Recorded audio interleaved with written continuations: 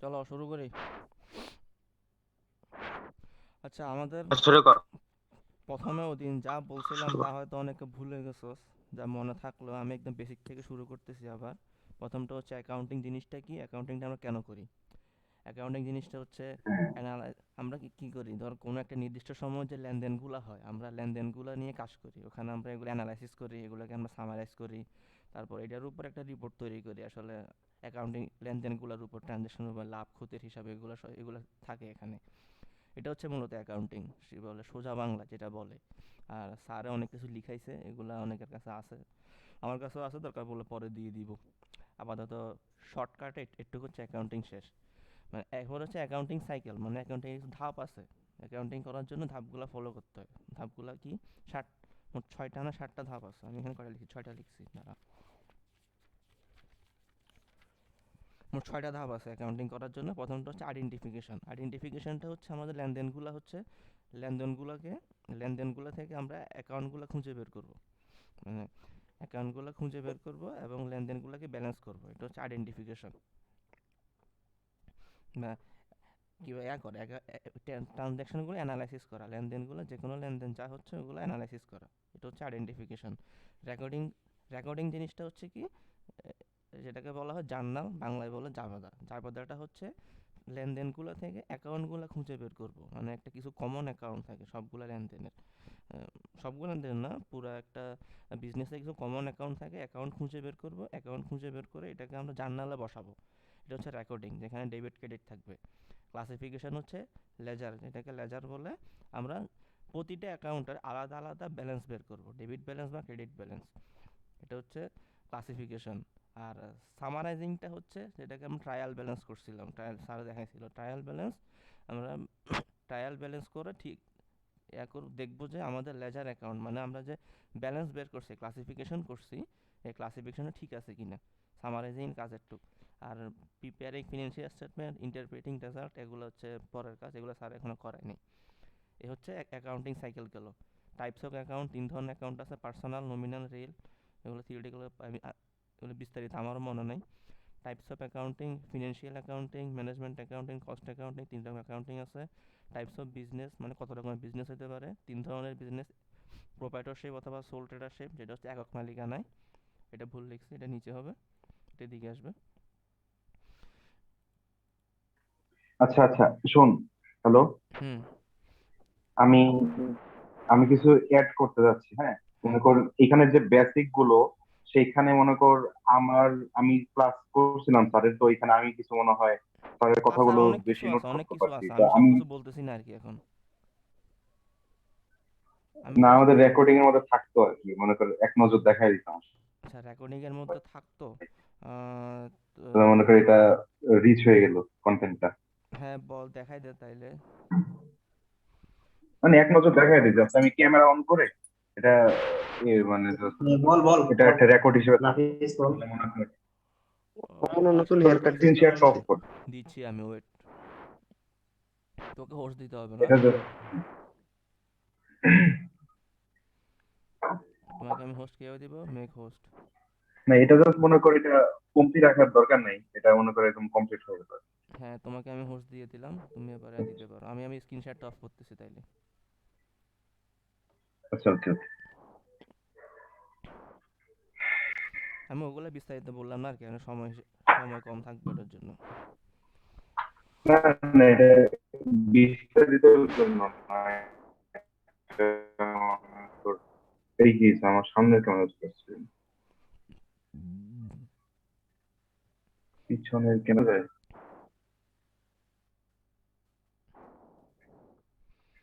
এই ক্যামেরা ঘুরাই কিভাবে? উপরে দেখ, উপরে বাটন আছে, আশ্চর্য উপরে ব্যাপার। দেখ।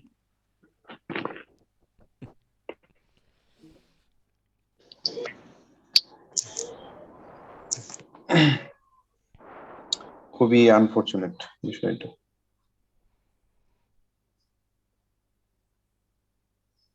ক্যামেরা কেন তুই স্ক্রিন শেয়ার এনে দিবি? আচ্ছা, তো ক্যামেরা এটা আবার দেখা কি? যায়। আচ্ছা আচ্ছা আচ্ছা, এটা দেখতো এখন আসে। কিছু স্বপ্ন নিয়ে আমার ক্যামেরা দেখা যায় কিনা দেখতো। এই অর্পিতাকে মিউট করে দে তো। হ্যালো, হ্যাঁ কালো হয়ে দেখা আছে। যায় দেখতো আমার? হ্যাঁ এখন দেখা যাচ্ছে। কখনো বা প্রতিবাদ, কখনো নাফিস অর্পিতাকে মিউট চুপসে করে দে। কে গান রকম। বাজাচ্ছে? অর্পিতারে মিউট করে দে, তুই হোস্ট পারবি। এটা কিক আউট করে এটা। এই, না না, দেখা যায় কিনা, দেখা যাচ্ছে? হ্যাঁ যাচ্ছে। আচ্ছা, এটা জাস্ট রেকর্ড হিসেবে থাকলো, এখানে এটা ডিটেলস গুলো লেখা আছে বিভিন্ন। ওই ট্রানজাকশন অবশ্যই দুইটা পার্টির মধ্যে হতে হয়, এটাকে আইডেন্টিফিকেশন বলে। হ্যাঁ হ্যাঁ, আর এখানে অবশ্যই একটা হতে হবে, ওই চেঞ্জ হতে হবে ফাইন্যান্সিয়াল স্টেটের, অর্থাৎ টাকা পয়সা লেনদেন হইতে হবে। হ্যাঁ অবশ্যই। তাহলে অ্যাকাউন্টিং শুরু হবে। এরপরে রেকর্ডিং, এই রেকর্ডিং রে জাবেদা বলছিল স্যার, জার্নাল ইংলিশে। তারপর এর মাধ্যমে রেকর্ড করা আর কি, আমাদের এই এই ট্রানজাকশনকে রেকর্ড করা। এটা হলো এটা সেকেন্ড স্টেপ অ্যাকাউন্টিং এর। জি। আর এই এরপরে থার্ড স্টেপ হলো ক্লাসিফাইং, আর এটাকে লেজার বলে, মানে যে পদ্ধতিতে ক্লাসিফাই করা হয় সেই পদ্ধতিটার নাম হলো লেজার পদ্ধতি। আর এই ক্লাসিফাইং আসলে শ্রেণী বিভাগ করা, হিসাবের ধরন চিহ্নিত করতাম, মানে এটার সাহায্যে আর কি।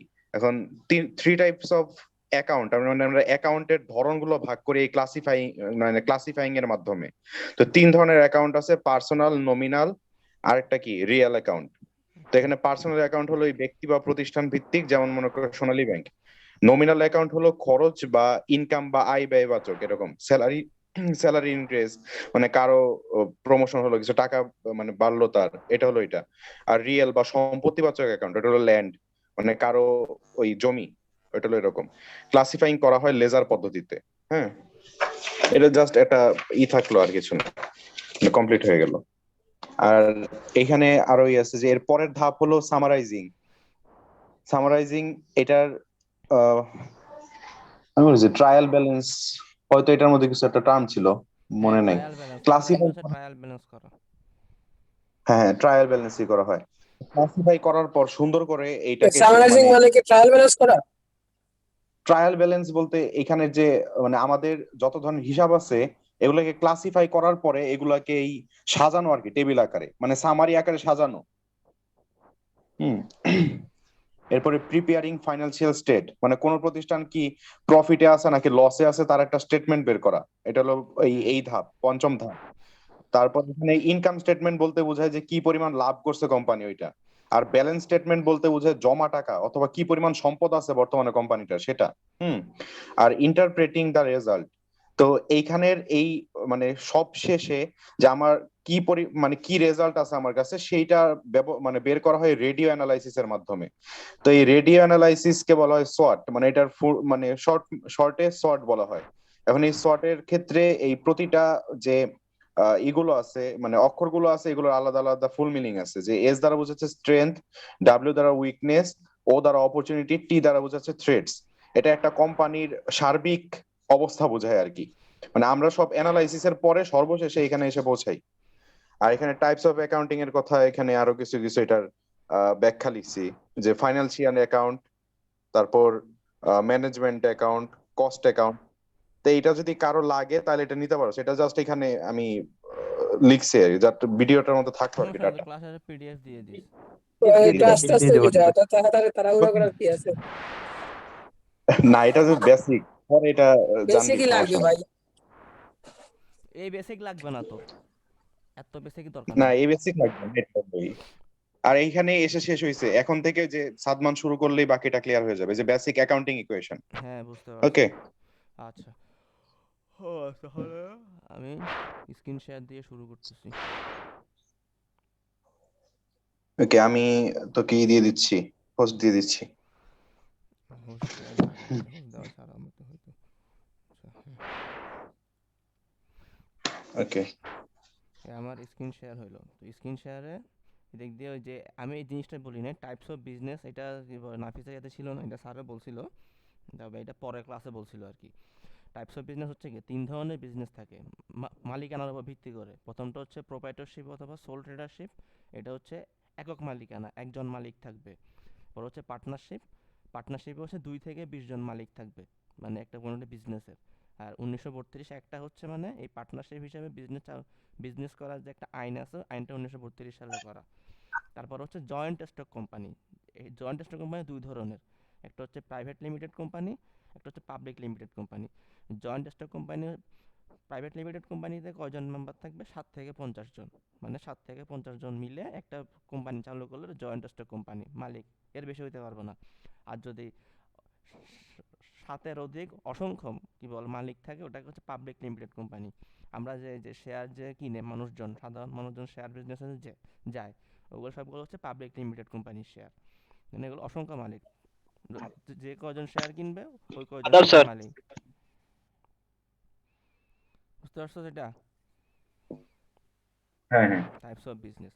তারপরে হচ্ছে আমাদের প্রথম ডাক্তার যে আইডেন্টিফিকেশন। আইডেন্টিফিকেশনে আমরা কি করি? নাফিস আরেকটু বলতো, যদিও থিওরিটা ভালো মনে আছে। আচ্ছা সাদমান, মাঝখানে কথা আটকে গেছিল তো।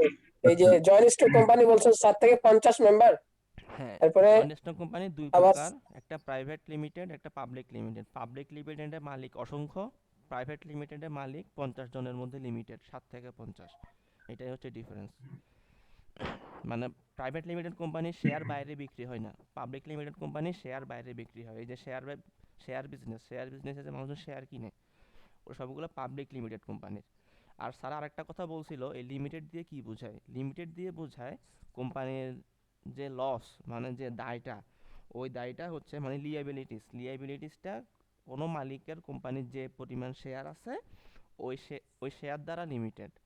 আর অন্যান্যগুলো যেমন ধর পার্টনারশিপে যদি কোনো লস হয় কোম্পানির, ওই দায়টা কোম্পানির কোনো দায় বা লস, এটা সব মালিক সমানভাগে ভাগ করে নিবে। এটা কার কত পার্সেন্ট মালিক, কে কত পার্সেন্টের মালিক, ওইটা এখানে ধরা হয় না। জয়েন্ট স্টক কোম্পানিতে জিনিসটা ধরা হয়, মানে কে কত পার্সেন্টের মালিক, সে টোটাল মোট দায়ের কত পার্সেন্টের জন্য দায়ী থাকবে। এই লিমিটেড জিনিসটা বোঝায়। স্যার এটা বলে দিছিল এর মধ্যে, আমি এটা লিখতে ভুলে গেছি। তো এখানে এটা তোরা মনে রাখিস জিনিসটা, যদি এগুলো তো আচ্ছা আমাদের সাদমান, ম্যাথ করতে লাগবে স্যার না। যেভাবে তাড়াতাড়ি বলে গেছিল ওইভাবে তো কিছুই তো লিখতে পারি না এরকম করে। এটা কিভাবে মনে রাখা যায়? আমাদের একটু টিপস এন্ড ট্রিক্স লাস্টে বলে দিও। আমি তো সবগুলা ক্লাসে লিখছি, এগুলো লিখতে পারছ না কেন? শুনবি আর লিখবি। আমি কোথেকে লিখছি তাইলে? আলামিন, থেকে তুমি লিখে আইএলটিএস এর লিসেনিং কোর্সটা করো। আচ্ছা, এবার আচ্ছা আসো এই অ্যাকাউন্টিং বাস্তব ইকুয়েশন। অ্যাকাউন্টিং ইকুয়েশনে নাফিস বলছিলি তোর একটু প্রবলেম আছে জিনিসটাতে, বুঝোস না জিনিসটা হ্যাঁ আমি কি হ্যাঁ হ্যাঁ বলছিলাম। অ্যাকাউন্টিং ইকুয়েশন আমি হ্যাঁ বলছিলাম, অ্যাকাউন্টিং ইকুয়েশনের বাম পাশে আছে কি? অ্যাসেটস, ডান পাশে হচ্ছে লিয়াবিলিটিস প্লাস ইকুইটি। এখন আমি বলছিলাম বাম পাশে থাকবে যেগুলা ব্যবসা প্রতিষ্ঠানের নিজের আছে, আর ডান পাশে হচ্ছে যেটার জন্য ব্যবসা প্রতিষ্ঠান অন্যের কাছে দায়ী। এই জিনিসটা তো বুঝছস? হ্যাঁ হ্যাঁ হ্যাঁ অন্যের কাছে দায়ী বলতে কি, মানে অন্য কেউ প্রতিষ্ঠানের কাছ থেকে ওই পরিমাণ অর্থটা পাবে, হুম বাইরের মানুষ, ওটা প্রতিষ্ঠানের মালিক হোক বা অন্য কেউ হোক, এটা হচ্ছে ওই অংশটা পাবে। তো লেফট সাইডে আর রাইট সাইডে প্রতিষ্ঠানে যা আছে, এবং প্রতিষ্ঠান অন্যের কাছে যে পরিমাণ সম্পদের জন্য দায়ী, এই দুটোটা অলওয়েজ সমান হবে, left side and right side. তাহলে assets equal to liabilities plus equity. এখন এগুলোকে বিভিন্নভাবে ভাগ করা যায়। অ্যাসেটস হচ্ছে কি? Cash, account payable, supplies, equipment. এগুলো হচ্ছে অ্যাসেটস। ক্যাশ, যেটা ক্যাশ টাকা আছে প্রতিষ্ঠানের ড্রয়ারে যেটা থাকে বা ব্যাংক অ্যাকাউন্টে। সাদমান, হ্যাঁ, এখানে একটু ভুল আছে, অ্যাকাউন্টস রিসিভেবল হবে। আচ্ছা, হ্যাঁ সরি, এটা অ্যাকাউন্টস রিসিভেবল হবে। হ্যাঁ, থ্যাংক ইউ।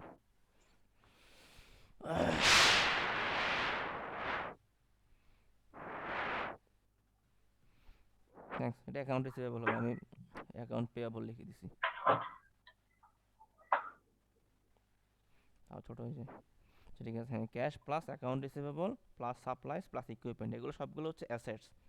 এই জিনিসগুলো কোন ব্যবসা প্রতিষ্ঠানের নিজের আছে, নিজের মালিকানায় আছে। তারপর আছে লিয়াবিলিটিসটা হচ্ছে সেম জিনিস, এটা হচ্ছে দায়। এটাও দায়। এই দায়টা হচ্ছে কি? এটা থার্ড পার্টির কাছে দেয়, কোনো তৃতীয় পক্ষের কাছে দেয়। কারণ বিজনেসে তো ব্যবসা প্রতিষ্ঠান একটা পক্ষ, প্রতিষ্ঠানের মালিক একটা পক্ষ। আর লিয়াবিলিটিসটা হচ্ছে এই লিয়াবিলিটিসের জন্য প্রতিষ্ঠান কোনো তৃতীয় পক্ষের কাছে দায়ী থাকবে। যেমন ধর আমি কেউ আমার থেকে টাকা পায়, বা আমি ব্যাংক থেকে লোন টোন নিছি, ব্যাংক আমার থেকে লোন পায়, এইগুলো হচ্ছে দায়, লিয়াবিলিটিস। এই লিয়াবিলিটিস ভাগ করছে ওরকম: account payable, notes payable. Account পেয়েবলটা হচ্ছে আমার থেকে কেউ আমি কারো থেকে সার্ভিস নিলাম কিন্তু ওকে আমি পে করি নাই, এটা হচ্ছে অ্যাকাউন্ট পেয়েবল।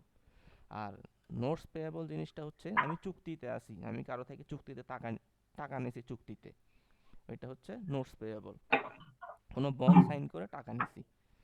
এসএসএল আচ্ছা, এটুক বুঝছস? আনআর্নড রেভিনিউ যেটা, আনআর্নড রেভিনিউ কি ওই লায়াবিলিটিস এর আন্ডারেই পড়ে? না ওটা এখনো আসে না, ওটা যখন আসবে তখন জিজ্ঞেস করিস, তখন নোট তখন পেয়েবল বলবো, এটা ডেবিট ক্রেডিটে। কত যখন হইতে পারে আসবে তখন নির্দিষ্ট বলবো আমি, হইতেছে? যখন আসবে তখন বলবো। এটা হচ্ছে বলতেছিলাম নোট পেয়েবলের কি কোনো চুক্তির রেঞ্জ আছে? ডেবিট ক্রেডিট যে জার্নালের ক্ষেত্রে। না, নোট পেয়েবলের কোনো চুক্তির রেঞ্জ নেই, তুমি চুক্তি করলে ওটা তোমার নোট পেয়েবলে পড়বে, তুমি কোনো বন্ড সাইন করলে এটা তোমার নোট পেয়েবলের মতো, এটা কোনো চুক্তির কোনো রেঞ্জ থাকবে না, রেঞ্জ থাকবে কোনো। যে অ্যাসেটস, 2-3টা ম্যাথ পাইছিলাম, ম্যাথগুলোতে দেখলাম নোট পেয়েবল বলা থাকে, হ্যাঁ অবশ্যই তোমার সেটার বলা জন্য থাকলে তো নোট পেয়েবল হবে না, এটা অ্যাকাউন্ট পেয়েবল হবে। নোট পেয়েবল বলা থাকবে বা কি বলে সাইন্ডে বন্ড ইয়া থাকবে, ওগুলো হবে নোট পেয়েবলের মধ্যে এরকম থাকলে। এত কঠিন কোয়েশ্চেন তো আর আমাদেরকে দিবে না, আমরা তো আর কি বলে বিবিএ স্টুডেন্ট না, আমাদেরকে ইজি কোয়েশ্চেনই দিবে, এটা দেখে বুঝবি যে এরকম। তো অ্যাকাউন্টস পেয়েবল আর নোট পেয়েবল এই জিনিসগুলো বুঝছো, অ্যাসেটস আর লিয়াবিলিটিস। অ্যাসেটস হুম হুম হুম লিয়াবিলিটিস হুম। সবার বুঝা হইলে ইকুইটিতে যাই। ইকুইটি জিনিসটা হচ্ছে কি, লিয়াবিলিটিস বলছিলাম কোনো তৃতীয় পক্ষের কাছে দায়ী, প্রতিষ্ঠান কোনো তৃতীয় পক্ষের কাছে দায়ী। আর ইকুইটিটা হচ্ছে প্রতিষ্ঠান মালিকের কাছে দায়ী, প্রতিষ্ঠানের মালিকের কাছে।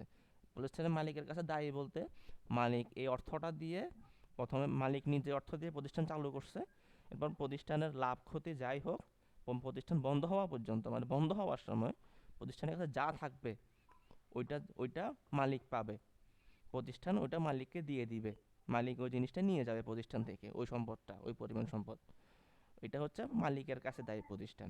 এখন ইকুইটির মধ্যে অনেক কিছু পড়ে, আমরা ডেবিট ক্রেডিটের সূত্রে গেলে দেখবো ওখানে আছে ক্যাপিটাল, ড্রয়িং, রেভিনিউ, এক্সপেন্স, এগুলা ডেবিট ক্রেডিটে দেখাইছে স্যার, কিন্তু এই ম্যাথগুলো কোনো সময় জিনিসটা দেখাই নাই, তো আমি এখানে দেখাই দিলাম। ইকুইটির মধ্যে ক্যাপিটাল মানে যেটা মালিক ইনভেস্ট করছে, ড্রয়িং, এটা ড্রয়িংটা মাইনাস, দেখ মালিক তুলে ফেলছে এখান থেকে, ড্রয়িংটা মাইনাস করতেছি কেন, মালিক টাকাটা তুলে ফেলছে, মানে প্রতিষ্ঠান ওই টাকার জন্য মালিকের কাছে আর দায়ী না, এটা হচ্ছে ড্রয়িংস।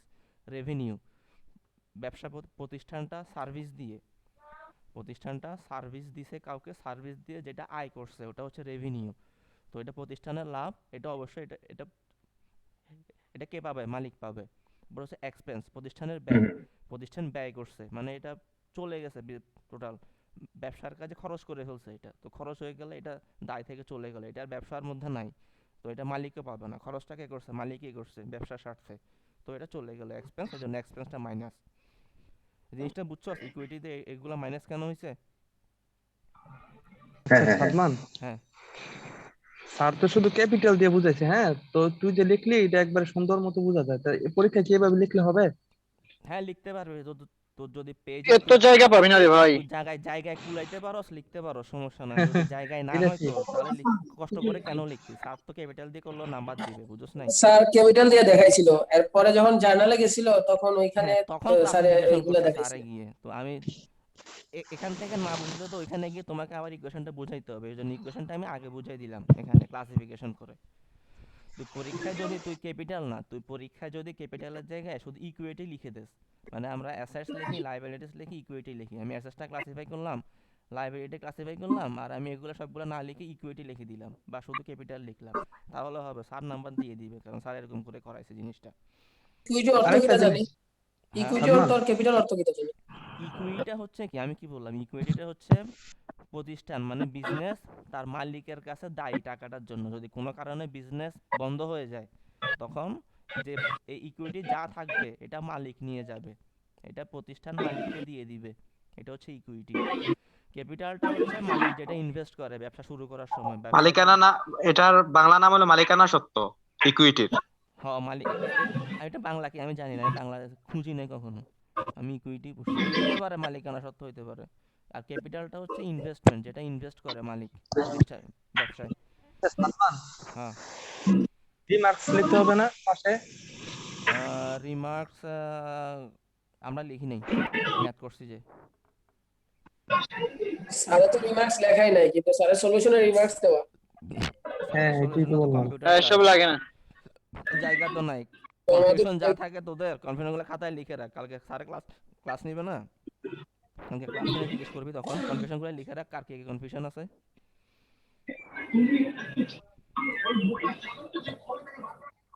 আচ্ছা ঠিক আছে বন্ধু, পরে কেন। এই গেল অ্যাকাউন্টিং ইকুয়েশনের মানে বুঝছস তো জিনিসটা, অ্যাকাউন্টিং লেফট সাইডে কি থাকবে, রাইট সাইডে কি কি থাকবে, আর লেফট সাইডে কি আছে, লেফট সাইডটা কি কি বোঝাচ্ছে, রাইট সাইডে দিয়ে কি বোঝাচ্ছে, এগুলো তো বুঝছস। আর হ্যাঁ হ্যাঁ বুঝছি, পরে প্রতিটা ট্রানজ্যাকশনের জন্য এই ইকুয়েশন অলওয়েজ ব্যালেন্স থাকবে, মানে ইকুয়েশনের রাইট সাইডে যা থাকবে ইকুয়েশনের লেফট সাইডেও তা থাকবে প্রতিটা ট্রানজ্যাকশনের জন্য। বুঝছস? এবার আসো একটা ম্যাথ, আমি এখানে কোন ম্যাথটা করে লিখছি, এইটা আমি ক্লিয়ার এখানে করতে চলে। এগুলো বলছস। হ্যাঁ আমি বলছি এটা মানে কোন ম্যাথ করাইতেছস? হ্যাঁ এটা ম্যাথ শুরু করতেছি, বাট ম্যাথ 21A, আমি 21 এটাই মানে লিখছি। এটা কি, না না এটা কি অ্যানালাইসিসের নাকি ডেবিট ক্রেডিটের? অ্যানালাইসিস, এটা অ্যানালাইসিসের ম্যাথ, 21A তো অ্যানালাইসিস। এটা স্যার করাইছিল ম্যাথটা, স্যার যে ম্যাথটা করাইছে ওই ম্যাথটা করছি আমি, লিখছি, মানে প্রথম এটা আরেকটা করা উচিত ছিল, সময় ছিল না, তো কষ্ট করতে ইচ্ছা করতেছিল না। এটা আমি আচ্ছা না, এটা করতেছি। 21A লিখছি আমি, দাঁড়া, আচ্ছা না এটা 11A, সরি ভুল লিখছি, দাঁড়া, এটা 11A। শিট নে, তোরা শিট নে, শিট নিলে এগুলো তো আচ্ছা পাবি কিউ আমি টু একবার অ্যাকাউন্টিং পড়লে। শিটটা দিবি? হ্যাঁ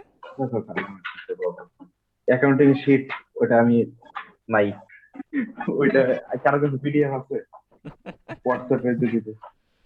আচ্ছা আমি বলি অ্যাকাউন্টিং এর তো কিনে আস নাই কেন শিটটা, পিডিএফ আছে কয়টা?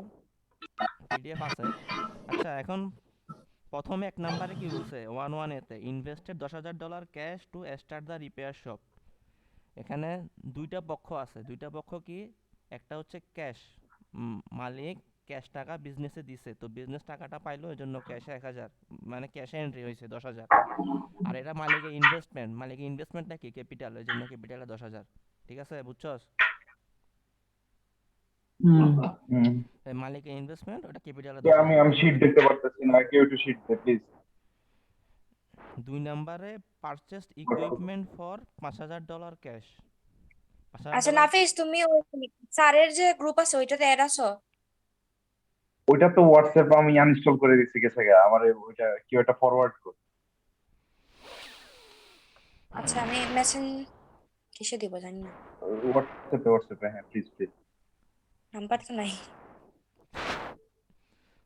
আর কেউ দে, আর কেউ একজন তুই দে। কে? আমি লগ দিচ্ছি। গরিবের আবার নাফিস নাম তোর এটা কি কে রে? মেসেঞ্জারে পাঠাই দিও? ইতে দে, হোয়াটসঅ্যাপে দে। ভাই আচ্ছা তোরা আমি ছবি তুলে কি কি নাম দিয়ে ঢুকছস, নাম নাই, গরিবের আবার নাম। হ্যাঁ আসলে গরিবের নাম কি কি সব জানো। চুপ থাক। গরিবের আমার নাম এটা কে? চুপ থাকে, এটা কি রে? তারপর এটা কি, মার্সক রাইডার, আরে নাম এক একটা। অনেক নাফিস তুমি শিট সুন্দর। আচ্ছা আচ্ছা পাইছো? পাইছি আমি, প্লিজ প্লিজ কন্টিনিউ। হ্যাঁ পেয়ে গেছি পেয়ে গেছি। ও আচ্ছা ঠিক আছে, তাহলে প্রথমটা হচ্ছে কি, ইনভেস্টেড $10,000 ক্যাশ, ক্যাশ ইনভেস্ট করছে, ক্যাশে এন্ট্রি দিছি আমি। তারপরে ক্যাপিটাল ইনভেস্টমেন্ট করছে, মানে কি এটা ক্যাপিটাল বিজনেসে, ওই টাকাটাতে বিজনেস শুরু হয়েছে, এজন্য ক্যাপিটাল 10,000, ক্যাপিটালে এন্ট্রি দিলাম। হ্যাঁ হ্যাঁ সমান চিহ্ন দুই পাশে ব্যালেন্স হয়ে গেছে ইকুয়েশন, এই পাশে 10,000, এই পাশে 10,000। এবার আসলে 2 নাম্বার, 2 নাম্বারে হচ্ছে কি $5,000 দিয়ে ইকুইপমেন্ট কিনছে। ইকুইপমেন্ট কিনলে ইকুইপমেন্টটাকে আমি বিজনেসে ব্যবহার করার জন্য কিনছি না, এটা আমার হ্যাঁ হ্যাঁ বিজনেসের মালিকানার মধ্যে আছে, এখনো যে ইকুইপমেন্টগুলো কিনছি ওগুলা প্রতিষ্ঠানের মালিকানার মধ্যে আছে, এজন্য ইকুইপমেন্ট 5,000 পজিটিভ এন্ট্রি। আমি ক্যাশ টাকা দিয়ে কিনছি, ক্যাশ টাকা চলে গেছে, এজন্য ক্যাশে নেগেটিভ এন্ট্রি। তো 5,000 রাইট সাইডে ভ্যালু কত হইলো, মাইনাস প্লাস করে 0, লেফট সাইডে কোনো এন্ট্রি নাই, 0, হুম মানে দুই পাশে হলো, দুই পাশ ব্যালেন্সড হয়ে গেছে। বরাবর। তারপর paid $400 cash for May office rent, cash দিয়ে দিছি $400, ক্যাশ চলে গেছে, ক্যাশ থেকে মাইনাস, এক্সপেন্স হয়ে গেছে, আমার ব্যয় হয়েছে, এজন্য এক্সপেন্স থেকে ওখানে মাইনাস। বুঝছস হুম জিনিসটা, এই যে এক্সপেন্সে হ্যাঁ হ্যাঁ হ্যাঁ। মাইনাস, এটা এক্সপেন্সে মাইনাস হবে না, আমি যদি এক্সপেন্সটা এখানে সবগুলো প্লাস চিহ্ন দিতাম তাহলে মাইনাস হইতো। তুই ধরে নে এটা ইকুইটি থেকে মাইনাস, এই জিনিসটা এখনো দেখিস না, বুঝছস? এই কাজ করতে এই জিনিসটা দেখিস না, ধরে নে এটা ইকুইটি থেকে মাইনাস, কারণ এক্সপেন্সের একটা আগে একটা মাইনাস আছে, মাইনাসে মাইনাসে এটা প্লাস হয়ে যায় ওই থিওরি ধরতে গেলে। শুধু ইকুইটিটা দেখ, ধরে নে এটা ইকুইটি থেকে মাইনাস হলো জিনিসটা। আমি আমার ক্যালকুলেশনের সুবিধার জন্য মাইনাস চিহ্ন দিছি, ক্যালকুলেশনের সুবিধার জন্য মাইনাস চিহ্নটা দিছি যাতে আমার এখানে ক্যালকুলেশন করতে ঝামেলা না হয়, নইলে এখানে আমার কি বলে ফাংশন লিখতে আর বেশি লম্বা ফাংশন লিখতে হবে। তো আমার এক্সপেন্স ইকুইটি থেকে $400 চলে গেল, মাইনাস হইলো এক্সপেন্স হিসেবে। তারপর পেড $500 ক্যাশ ফর সাপ্লাইস, $500 দিয়ে আমি সাপ্লাই কিনলাম, ক্যাশ দিয়ে দিছি, ক্যাশ থেকে চলে গেছে, সাপ্লাই কিনছি, সাপ্লাইতে অ্যাড হয়েছে, এটা বিজনেসের মধ্যে আছে এখনো। তারপর হচ্ছে incur $250 of advertising cost in the Beacon news on account. আমি আমার কোম্পানির বা শপের রিপেয়ার শপের মালিকে অ্যাডভার্টাইজমেন্ট করলো, কিন্তু অ্যাডভার্টাইজমেন্ট করছে যেটা টাকা দেয় নাই, সামনে ভবিষ্যতে দিবে, মানে এই জন্য এটা অ্যাকাউন্ট পেয়েবল। আমি ভবিষ্যতে আমার কাছ থেকে কেউ টাকাটা পায়, অ্যাকাউন্ট পেয়েবল, এটার জন্য আমি ঋণী, এটা অ্যাকাউন্ট পেয়েবল অ্যাড হইলো। এটা আমার ইকুইটি থেকে চলে গেছে, যে কোনো এক সময় জিনিসটা আমাকে দিয়ে দিতেই হবে, এটা আমার এই জন্য ইকুইটি থেকে চলে গেল জিনিসটা। এটা আরেকবার একটু বুঝাই দিস। 5 নাম্বারটা $250 একটা 200 অ্যাডভার্টাইজিং কস্ট। হ্যাঁ, আমি বিজনেসের জন্য আমি আমার মালিক তার দোকানের বা আমি আমার দোকানের অ্যাডভার্টাইজমেন্ট করলাম, কিন্তু যে যে কোম্পানি আমার আমার দোকানে অ্যাডভার্টাইজমেন্টটা করছে তাকে আমি এখন এটার জন্য টাকা দিই নাই, বুঝছস? তো আমি সার্ভিসটা নিছি ওর থেকে, আমি অ্যাডভার্টাইজমেন্টের সার্ভিসটা নিছি, কিন্তু ওকে আমি এখনো পে করিনি। তো এটা হবে কি আমার অ্যাকাউন্টস পেয়েবল, আমি ও আমার থেকে এটা পাবে বা ওকে আমাকে এটা ভবিষ্যতে দিতে হবে, এটা হচ্ছে আমার অ্যাকাউন্টস পেয়েবল, বুঝছো? সেজন্য এটা অ্যাকাউন্টস পেয়েবল অ্যাড হয়েছে। আমি বাকিতে সার্ভিস নিছি ওর হ্যাঁ থেকে, হ্যাঁ এটা অ্যাকাউন্টস পেয়েবল অ্যাড হয়েছে। আর ইকুইটি থেকে চলে যাবে কি, এটা আমাকে এক সময় এক সময় দিয়ে দিতে হবে, এটা আমার খরচ হয়ে গেছে অলরেডি, আমি দিই আর না দিই এটা আমার খরচ হয়ে গেছে, সেজন্য এটা আমার ইকুইটি থেকে চলে গেল। মানে এই এই ট্রানজ্যাকশনটা মানে এই অর্থটার জন্য প্রতিষ্ঠান মালিকের কাছে আর দায়ী না, এটা আমি আজকে দিই, কালকে দিই, পরশু দিই, এটা আমার খরচ এক সময় এক সময় হবে, এটার জন্য দায়ী থাকবে না, ওর জন্য $250 ইকুইটি থেকে মাইনাস। এই জিনিসটা এখনো এটা দেখিস ক্যাশ না। দেই না, এই জন্য ক্যাশ থেকে মাইনাস হয় না, তাই না? না, ক্যাশ দিই না, এই জন্য ক্যাশ থেকে মাইনাস হয় নাই, ক্যাশ থেকে মাইনাস না হয়ে এটা আমার ইয়াতে চলে গেছে, ক্যাশ থেকে মাইনাস না হয়ে এটা আমার অ্যাকাউন্ট পেয়েবল অ্যাড হয়েছে, যেহেতু আমি ক্যাশ দিই না, এটা পরে দিব, পরে যখন পে করব তখন আমার ক্যাশ অ্যাড হবে। এরপর আমার গেল received $5,100 in cash from customer for repair service. আমি কাউকে সার্ভিস দিয়ে ক্যাশটা পাইছি, ক্যাশ টাকা পাইছি, জন্য ক্যাশে অ্যাড হইলো, সার্ভিস দিয়ে ক্যাশ টাকা পাইছে জন্য ক্যাশে অ্যাড হইলো। আবার এটা আমার বিজনেসে অ্যাড হয়েছে, এটা কি, এটা আমার রেভিনিউ না, এই জিনিসটা কি আমার রেভিনিউ। তো তো রেভিনিউটা থাকলে আমাকে হ্যাঁ কি করতে হবে, এই যে রেভিনিউতে এটা আমার অ্যাড হবে, এই জিনিসটা আমার রেভিনিউতে অ্যাড হয়েছে, মানে আফটার অল রেভিনিউ ইকুইটির অংশ, এটা ইকুইটিতে অ্যাড হয়েছে, বুঝছস? আল্লাহ, এটা কি এটা আমি মুছে দিছি, ধরে না এটা ইকুইটিতে অ্যাড হয়েছে, এটা আমার রেভিনিউ, এটা আমি আয় করছি জিনিসটা, তো এটা আমার বিজনেসে অ্যাড হয়েছে, ওই জন্য ইকুইটিতে অ্যাড হয়েছে, বুঝছস? ওইটা আমি ইচ্ছা করে মুছে দিছি, এটা তো কনফিউজিং হয়ে যাবে, চিহ্নগুলো নিয়ে কনফিউজড হয়ে যাবে এটা দেখলে।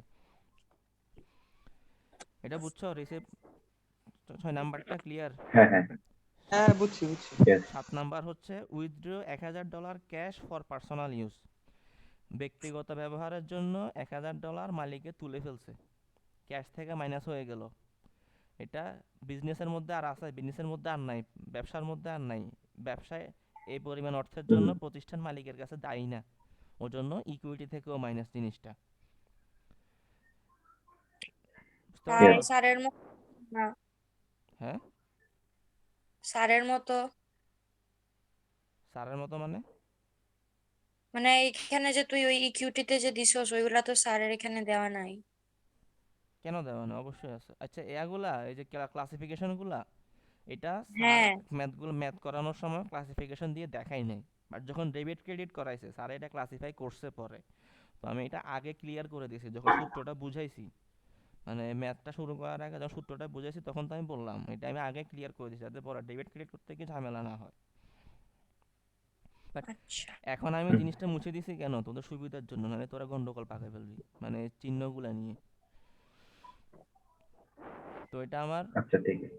ইকুইটি থেকে চলে গেল, এটা আমার ব্যবসা প্রতিষ্ঠানের মধ্যে আর নাই, এটার জন্য মালিকের কাছে দায়ী নাই, মালিক টাকাটা অলরেডি নিয়ে নিছে, তো আমার এটা ইকুইটি থেকে চলে যাচ্ছে, বুঝছস? হ্যাঁ তারপর হ্যাঁ হচ্ছে বুঝেছি। Paid part time employee salaries $2000। $2000 আমি কর্মচারীদেরকে বেতন দিলাম, ক্যাশ দিয়ে দিছি, চলে গেছে ব্যবসা প্রতিষ্ঠান থেকে চলে গেছে, এটা ইকুইটিতে থাকবে না যেহেতু এটা দিয়ে দিছি আরেকজনকে, এটা খরচ হয়ে গেল -$2000 ইকুইটি থেকে। তারপরে পেড ইউটিলিটি বিলস $140, ক্যাশ দিছে, বিল ক্যাশ থেকে চলে গেছে, তো বিজনেস থেকে খরচ হয়ে গেছে, বিজনেস থেকে চলে গেছে, ইকুইটি থেকে চলে গেছে। তারপরে provided repair service on account to customer $750, আমি সার্ভিস দিছি একটা, আমার কাস্টমারকে আমি সার্ভিস দিছি কিন্তু আমি ওর থেকে টাকা নিই নাই বা ও আমাকে এখনো পে করে নাই, ও ভবিষ্যতে আমি ওর থেকে ওটা পাবো, তো এটা কী হবে আমার অ্যাকাউন্ট রিসিভেবল। এই যে আমার অ্যাকাউন্ট রিসিভেবল $450 অ্যাড হইলো, যেহেতু আমি ক্যাশ টাকা পাই নাই ওর থেকে এখনো, তো ক্যাশে এটা অ্যাড হবে না, ভবিষ্যতে পাবো ওর জন্য অ্যাকাউন্ট রিসিভেবল অ্যাড হবে। আর এটা আমি যদি সার্ভিস দিয়ে দিছি, টাকাটা আমি যে কোনো সময় পাবো, ওটা আমার ইকুইটিতে অ্যাড, বিজনেসে অ্যাড হয়ে গেল ওই টাকা, এই অর্থটা, তো বিজনেসে যেহেতু অ্যাড হয়ে গেছে অর্থটা, সেহেতু এটা আমার ইকুইটিতে অ্যাড হয়ে যাবে। তারপরে collected cash of $120 for service build in transaction 10, মানে এর আগে আমার যে ট্রানজ্যাকশন 10-এ যে আমি টাকা পাইতাম কাস্টমার থেকে, ওখান থেকে আমি $120 কালেক্ট করছি, $120 ক্যাশ কালেক্ট করছি, তো ক্যাশে $120 অ্যাড হয়ে গেছে। আর আমি যে অ্যাকাউন্ট রিসিভেবল ছিল আমার, আমি যদি 100 পাইতাম, ওখান থেকে যে আমার $120 কমে গেল না এখন, তো আমার অ্যাকাউন্ট রিসিভেবল থেকে $120 মাইনাস, বুঝছস? আচ্ছা সবাই বুঝছস? হ্যাঁ হ্যাঁ বুঝছি। হ্যাঁ সবাই বুঝলে। এখন আমার এই যে কলামগুলো আছে, প্রতিটা কলাম আমি যোগ করব, ক্যাশের কলাম যোগ করে ভ্যালু বের বসাবো নিচে, অ্যাকাউন্ট রিসিভেবলের কলাম যোগ করে নিচে ভ্যালু বসাবো, সবগুলো যোগ করে আমি ভ্যালু বসাইলাম এক একটা। স্যার যেই 750টা কোন ঘরে ঢুকছে? এটা ইকুইটির আন্ডারে কোন ঘরটা ছিল এটা? 750টা ইকুইটি আন্ডারে রেভিনিউতে ঢুকছে।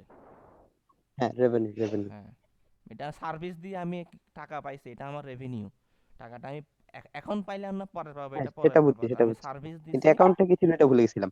হ্যাঁ অ্যাকাউন্টটা কি ছিল, নামটা কি ছিল, এটা ভুলে গেছিলাম, সেই হ্যাঁ জন্য হ্যাঁ জিজ্ঞেস হ্যাঁ করছি। ডেবিট ক্রেডিট আসলে তখন ক্লিয়ার হয়ে যাবে, তখন এই জিনিসটা আমি কি বলে আবার কি বলে করে দিব, উন্মুক্ত করে দিব সবার জন্য। আচ্ছা, এখন এগুলো সবগুলো যোগ করলাম, আমি ক্যাশ সব যোগ করলাম, অ্যাকাউন্ট রিসিভেবল সব যোগ করলাম, যে তুই মেসেজ করস না। এই চুপ থাক, কে ও বলতেছে লাস্ট লাইনটা আমার বুঝাই দিতি। লাস্ট লাইন বলতে কোনটা, মানে $120 এটা 11 নাম্বারটা? হ্যাঁ হ্যাঁ, ওটা ওখানে প্লাস কেন হয়েছে, ক্যাশে কেন প্লাস হয়েছে? শুন, কালেক্টেড অ্যাকাউন্ট রিসিভেবলে তো ওখানে মানে মাইনাস হচ্ছে, তার কারণ এখনো হাতে পাইনি, এই তো। আর 120টা ওখানে প্লাস কেন হয়েছে? ভাই তুই মেসেজ চেক করিস, বুঝছো? আমি কথা বলতে পারছি। আচ্ছা আচ্ছা ঠিক আছে, আমি ক্যাশটা কালেক্ট করছি ওর থেকে, collected cash of $120 for services build in transaction 10, transaction 10 number ট্রানজ্যাকশনটাতে আমি যে টাকাটা পাইতাম ওর থেকে, যে টাকা পাইতাম তার থেকে $120 আমি ক্যাশ পাইছি, এখন কালেক্ট করছি আমি, তো কালেক্ট করলে এটা আমি ক্যাশ কালেক্ট করলে ক্যাশ অ্যাড হয়েছে। তুই কোয়েশ্চেন দেখ, কোয়েশ্চেন লিখাই আছে কালেক্টেড ক্যাশ, যদি কালেক্টেড ক্যাশ নাও লিখা থাকে, তা তুই টাকাটা ক্যাশ হিসেবে তো কালেক্ট করবি না, তুই আর কোনো মতে টাকা দিবে ও এটা, ওর জন্য ওটা ক্যাশে গিয়ে অ্যাড হইলো।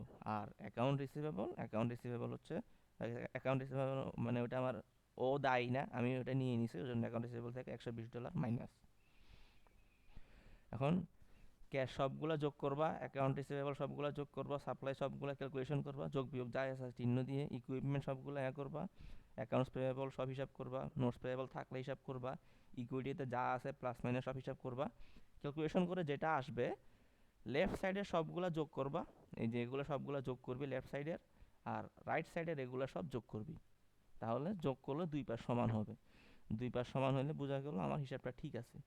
যদি দুই পাশ সমান না হয় তাহলে বুঝবি তোর এন্ট্রিতে কোথাও ভুল আছে, বুঝতে পারছস? হ্যাঁ এই জিনিসটা ক্লিয়ার, মানে আইডেন্টিফিকেশনের পার্টটা ক্লিয়ার সবার? একটু জোরে বল। হ্যাঁ আচ্ছা, এই যে টেবিলের Yes, উপর yes. না, হ্যাঁ, টেবিলের উপরে কি? মানে টেবিলের উপরে না নাম লিখতে হয়, যেরকম এটা হচ্ছে ব্যারন্স রিপেয়ার শপ, এরকম মানে কিছু লিখতে হয় না উপরে? ওটা স্যার যে ওদের হোয়াটসঅ্যাপ গ্রুপে যে আনসারটা দিছে ওটা তো আমাকে একটু দেখতে হবে, কারণ আমি নিজে ম্যাথ করছি তো, তখন তো লিখিনি এরকম কিছু।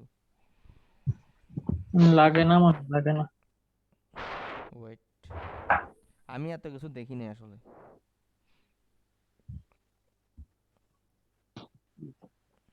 ধন্যবাদ স্যার।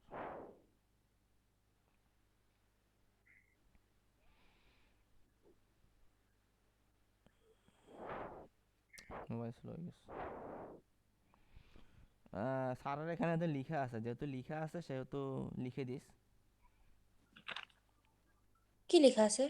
ধর এই যে দোকানের নামটা লিখে আছে ব্যারন্স রিপেয়ার শপ, প্রতিষ্ঠানের নামটা আর কি। ও স্যারের যে আনসার দিছে ওখানে মানে প্রতিষ্ঠান, সবার উপরে আর কি। হ্যাঁ প্রতিষ্ঠানের, যখন আমি যে ক্যালকুলেশন করছি তো আমি এটা লিখবো, এই জিনিসটা আবার এখানে লিখতে হবে, আমি লিখিনি এই জিনিসটা, এই জিনিসটা এইদিকে আবার এই ছকের উপর লিখতে হবে, তার উপর দিয়ে লিখবি আর কি তুই, মানে প্রতিষ্ঠানের নামটা। আচ্ছা ইয়া শোন, স্যারের শোন আনসারগুলো ভাই। দেখে নিস গ্রুপে আছে। ঠিক আছে বন্ধু, বুঝছি, এখন জার্নাল শুরু কর। হ্যাঁ, আচ্ছা সলমান দাঁড়া একটু, এই যে এগুলা কি ক্লাসিফিকেশন বলতেছস না এগুলা আইডেন্টিফিকেশন? আইডেন্টিফিকেশন, ক্লাসিফিকেশন কেন বলবো, এটা প্রথম ধাপ একদম। মানে সরি সরি, অ্যানালাইসিস না আইডেন্টিফিকেশন? আইডেন্টিফিকেশন এটা। আচ্ছা মানে আমি ট্রানজ্যাকশনগুলো আইডেন্টিফিকেশন করলাম, এগুলা সঠিক ট্রানজ্যাকশন কিনা, কোনো ভ্যালিড ট্রানজ্যাকশন কিনা ওটা আমি দেখে নিলাম, বুঝছস? আরে আরেকটা ম্যাথ আছে বুঝছো, যেখানে স্যার আনসারে ওই আমরা তো কি করি অ্যাসেটের ওইখানে ওই লিখি না, কি বলে ইকুইপমেন্ট লিখি না, তো হুম। স্যার ওইখানে একটা প্রশ্ন ছিল যে ডেলিভারি ভ্যান না কি ছিল, হ্যাঁ, ওইটাতে স্যার ডেলিভারি ভ্যানই লিখছে, লিখতে পারে। ইকুইপমেন্ট লিখে নাই। ঠিক আছে, ওটা লিখা যায়, সমস্যা নেই, আমরা ইকুইপমেন্ট দিয়ে করবো যেহেতু এটা একটা ইকুইপমেন্টের মধ্যে পড়ে। আমি এখানে বলি কি, এখানে যতগুলো ট্রানজ্যাকশন আছে সবগুলো অ্যাকাউন্ট হবে একটা একটা। ধর ডেলিভারি ভ্যানটা আমি যদি কিনি, ডেলিভারি ভ্যানটা আলাদা একটা অ্যাকাউন্ট করা যাবে, আমার সমস্যা নেই, অ্যাকাউন্ট করতে পারবো, কিন্তু আমাদের ক্যালকুলেশনের সমস্যা হয়ে যাবে আর কি। আমি ডেলিভারি ভ্যানটা ইকুইপমেন্টে দিয়ে দিলাম ম্যাথ করার সময়, স্যার ওটা বুঝে নিবে, এটা সমস্যা হবে না। বুঝলাম। ডিপেন্ড করে আসলে তার কোশ্চেনে কি দেওয়া আছে ওইটার উপরে, হ্যাঁ, কোশ্চেনে যদি ডেলিভারি লিখতে হয়। না কোশ্চেনে তো ডেলিভারি ভ্যান লেখা থাকবে এরকম কোনো কথা নেই, লেখা থাকলে দেখা তোর ওটা ডেলিভারি ভ্যানে লিখতে হবে এরকম কোনো কথা নেই আসলে জিনিসটা। না লিখলে মানে ইকুইপমেন্ট লিখলে হয়, ডেলিভারি ব্যান দিয়ে দিলে একটু ভালো হয়। হ্যাঁ ভালো কোশ্চেনে হয়, যদি তোমার লেখা থাকে। জায়গায় করতে পারলে খাতায় লিখো। তোমার খাতা যদি এত বড় খাতা তোরা পরীক্ষা হলে দেয় তুই লেখিস, সমস্যা নেই। না না, ইকুইপমেন্টের জায়গায় ডেলিভারি ব্যান ওইটার কথা হ্যাঁ বলছি। লিখতে পারবে, বাট যদি তোর ইকুইপমেন্ট থাকে, ধর যদি তোর ট্রানজাকশন এরকম থাকে যে ইকুইপমেন্টও কিনছে ডেলিভারি ভ্যানও আছে, তখন তুমি কি করবা, তোমার ইকুইপমেন্টও লিখতে হবে ডেলিভারি ভ্যানও লিখতে হবে, তখন জায়গা জায়গা করবি কেমনি? আর ক্যাশ অ্যাকাউন্ট রিসিভেবল এগুলো তো দুইটা মাস থাকবে, যদি তোর ট্রানজাকশনের সাপ্লাই না থাকে তুই সাপ্লাইটা বাদ দিলি অবশ্য, তো তোরা আবার ওদিক দিয়ে আবার ওগুলো এক্সট্রা করে অ্যাড করতে হচ্ছে। তো এখানে ক্লাসিফাই করে দে, সমস্যা নেই এগুলো, তো চাইলে লিখতে পারো, যদি কারো এরকম ডিটেলস একদম দেওয়ার থাকে ইচ্ছা করে লিখতে পারবি, সমস্যা হবে না।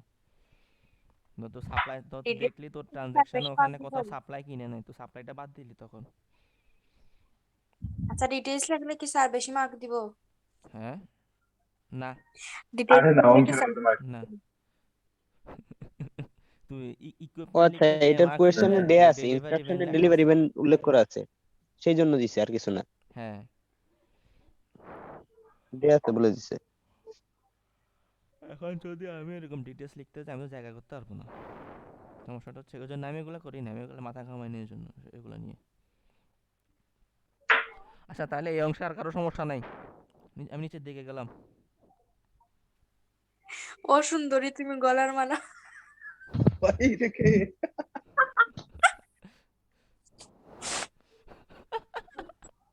আরে ভাই, বিনোদন বিনোদন ক্লাসের মাঝখানে এগুলো পিওর বিনোদন। দেখে তো আমি নামগুলো একটু একটু দেখি। হ্যাঁ, গরিবের আমার নাম চুপ থাক ও সুন্দরী গলার মালায় তোর ক্যামেরা অন কর সবগুলো আমি চেহারা দেখি এটা কোন সুন্দরী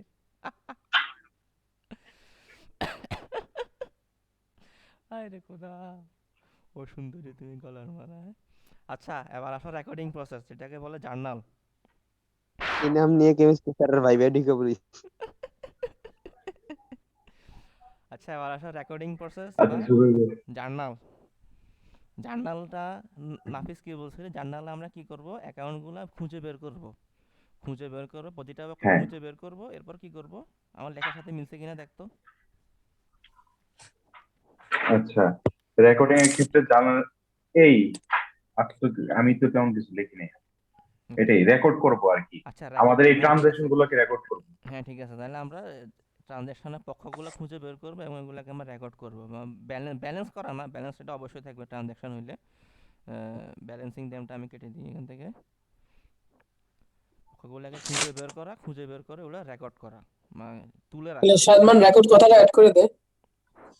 এই যে রেকর্ডিং প্রসেস লেখাই আছে আচ্ছা আচ্ছা and record record them in journal add করে দিলাম জার্নালে রেকর্ড করা হ্যাঁ এটা হচ্ছে রেকর্ডিং প্রসেস এখন রেকর্ডিং প্রসেসে আমার লাগে debit and credit debit credit যে জিনিস ওদিন আমি ক্লাসে তো প্রথমে বলছিলাম একটা মিসকনসেপশন কি বলে কনসেপশন থাকে মিসকনসেপশন যেটা হচ্ছে অনেকে মনে করে ক্রেডিটটা পজিটিভ মানে এটা একটু দেখতে ভালো শোনায় এটা পজিটিভ ক্রেডিট আর ডেবিটটা হচ্ছে যেহেতু ক্রেডিট পজিটিভ সেহেতু ডেবিট নেগেটিভ মানে টাকা আসলে ক্রেডিট হবে টাকা চলে গেলে ডেবিট হবে এই মিসকনসেপ্ট আর ওটা তো সবসময় মেসেজই দিয়া দেয় যে আর টাকা মেসেজ দিয়ে আসলে বোঝা যায় ওই যে ব্যাংকে অ্যাকাউন্ট করে না টাকা আসলে your account has been credited না ওইটা আর হ্যাঁ ওইটা টাকা হচ্ছে চলে কি ওটা তোমার কোন অ্যাকাউন্টে টাকাটা আসতেছে ওটার উপর ডিপেন্ড করতেছে ডেবিট না ক্রেডিট ওটা ব্যাংক অ্যাকাউন্ট তুমি ধরো তোর অ্যাকাউন্টে টাকা যুক্ত হয়েছে ওই জন্য ক্রেডিট বলে অ্যাকাউন্ট থেকে টাকা চলে গেছে ওই জন্য কি ডেবিট বলে ঠিক আছে বাট তোর ওটা তো আমরা যে ব্যাংক অ্যাকাউন্ট ধরি যদি আমরা একটা অ্যাকাউন্ট ধরি অ্যাকাউন্টে আমাদের ওই টাকা যুক্ত হওয়া জিনিসটা কি ধরে নিলাম এটা আমার একটা ক্যাপিটাল অ্যাকাউন্টে টাকা যুক্ত হওয়াটা হচ্ছে আমার ক্যাপিটাল তো ক্যাপিটাল বাড়লে আমরা কি করছিলাম আচ্ছা এটা পরে আসতেছি ক্যাপিটাল বাড়লে হবে কি ক্রেডিট ক্রেডিট ক্রেডিট হবে এটা এটা আমি একটু পরে বলতেছি ওই হিসাবে ব্যাংকে মেসেজগুলো দিয়ে ওরকম করে বাট তোমার অ্যাকাউন্টিংয়ে তো আর সবগুলো সেম টাইপ থাকবে না মানে সব কিছু করলে তো আর আমার কি বলে সম্পদ বাড়বে না বা দায় বাড়বে না বা আমার মালিকানা বাড়বে না জিনিসটা আচ্ছা এখন ডেবিট ক্রেডিটের কনসেপ্টটা না চলে গেল এটা আমি ক্লিয়ার করে দিলাম আর এদিকে আছে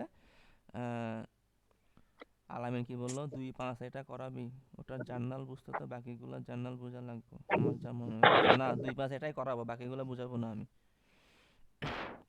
আমি এখানে ক্রিয়েট করছি যে এখানে অনেক কিছু ভুল লিখছে এই ম্যাথটা মেবি 2-5-1 এই যে ম্যাথটা আছে এই ম্যাথটা হচ্ছে 2-5 আমি 2-1 লিখে রাখছি আচ্ছা ডেবিট ক্রেডিটে মানে আমরা যখন জার্নাল করব বা কোনো টেবিল তৈরি করব টেবিলের লেফট সাইডে থাকবে অলওয়েজ ডেবিট টেবিলের লেফট সাইডে অলওয়েজ ডেবিট থাকবে টেবিলের রাইট সাইডে অলওয়েজ ক্রেডিট থাকবে এটা হচ্ছে ডেবিট ক্রেডিট মানে রেকর্ডিং করার নিয়ম লেফট সাইডে ডেবিট রাইট সাইডে হচ্ছে ক্রেডিট আর ডেবিটটা হচ্ছে কি ইনক্রিজ অ্যাসেটস অ্যাসেটস লায়াবিলিটিস এগুলা কি সবার ক্লিয়ার হয়ে গেছে জিনিসটা আর বুঝাইতে হবে না আমাকে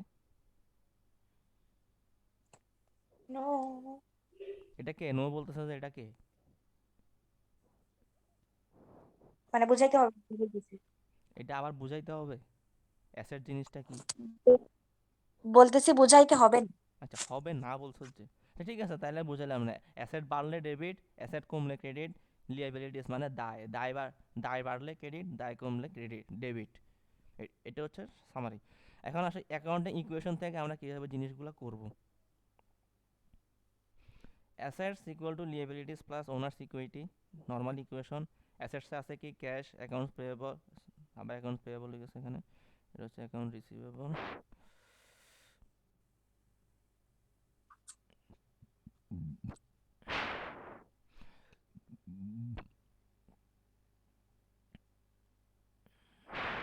হচ্ছে আমার account cash account receivable supplies equipment তারপর liabilities account payable notes payable owners equity হচ্ছে ক্যাপিটাল ড্রয়িং রেভিনিউ এক্সপেন্স এখন আমার অ্যাসেটসে এই পাশে যা আছে সবগুলো পজিটিভ, লিয়াবিলিটিসে যে যে দুই পক্ষ আছে দুই পক্ষ নেগেটিভ।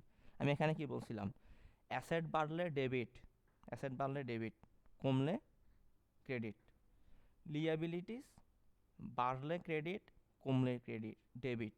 এই দুটো হচ্ছে সবচেয়ে সোজা, এই দুইটা ডেবিট ক্রেডিট বের করা সোজা। এবার আসো ইকুইটিতে। ইকুইটি জিনিসটাতে কি আছে, ইকুইটিতে আমার কিছু আছে পজিটিভ, কিছু আছে নেগেটিভ।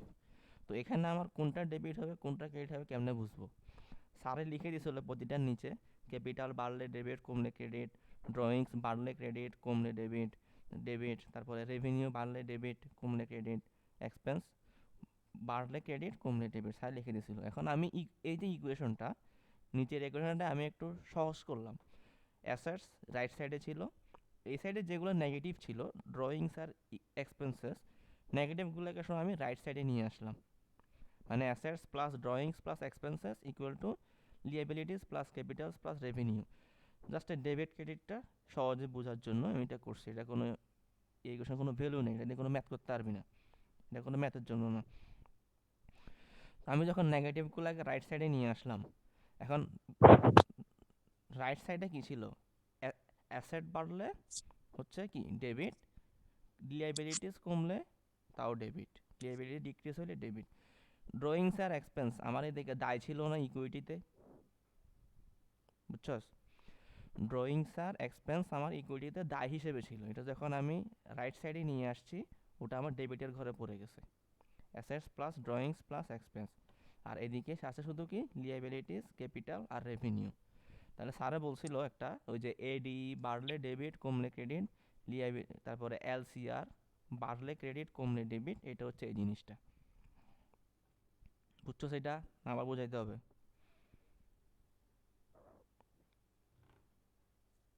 বুঝছি। সহজ ভাষায় যদি এত কিছু মনে নাও থাকে, সহজ ভাষায় এই যে ইকুয়েশনটা, এই যে নর্মাল ইকুয়েশনটাকে আমি একটু করলাম, কি বলে বড় করে লিখলাম, মানে ডেসক্রাইব করে লিখলাম। এবং যেগুলো মাইনাস আছে মাইনাসগুলো আমি পজিটিভ করে ফেললাম। ড্রয়িংস আর ইকুইপমেন্ট এক্সপেন্স নেগেটিভ ছিল, আমার নেগেটিভগুলো কাছে একটা শর্টকাট আছে। হ্যাঁ আমি আমার কাছে একটা শর্টকাট আছে, আমি স্যারের শর্টকাটকেও শর্টকাট বানাইছি, বুঝছেন? স্যার বলছিল না এ ডি ই হইলে তোর যদি মানে বাড়ে তাহলে ডেবিট, তো এ ডি ই, ডি হচ্ছে মধ্যেখানে, তো ডি মানে ডেবিট বাড়বে। আবার এল সি আর, এটা হচ্ছে সি এর মধ্যেখানে, মানে সি বাড়লে ক্রেডিট হবে। হ্যাঁ ঠিক আছে, এটাও করা মানে যায়। এটা তো আমিও বার করছি, এটা তো আমিও এরকম করে মনে রাখছি। রকেট বুঝতে সায়েন্স পারছো, রে। বাট আমি যে সামারাইজটা করলাম, যে assets plus drawings plus expense AD টাইমটা করছে তোর আগে। এডি সমান এলসিআর লিখবি। তো রাইট সাইড বাড়লে ডেবিট, এবার লেফট সাইড বাড়লে ডেবিট, রাইট সাইড বাড়লে ক্রেডিট। এই যে এখানে লিখে আছে left side increase debit, right side increase credit. এই জিনিসটা হচ্ছে এখানে, এই যে বাড়লে ডেবিট কমলে credit। এই জিনিসটা বুঝে গেছো? এবার আসো ম্যাথে। এটা আর বেশি কিছু বুঝার নাই, ম্যাথ দেখলে সব বুঝে যাবে। 2-5 খুলো সবাই।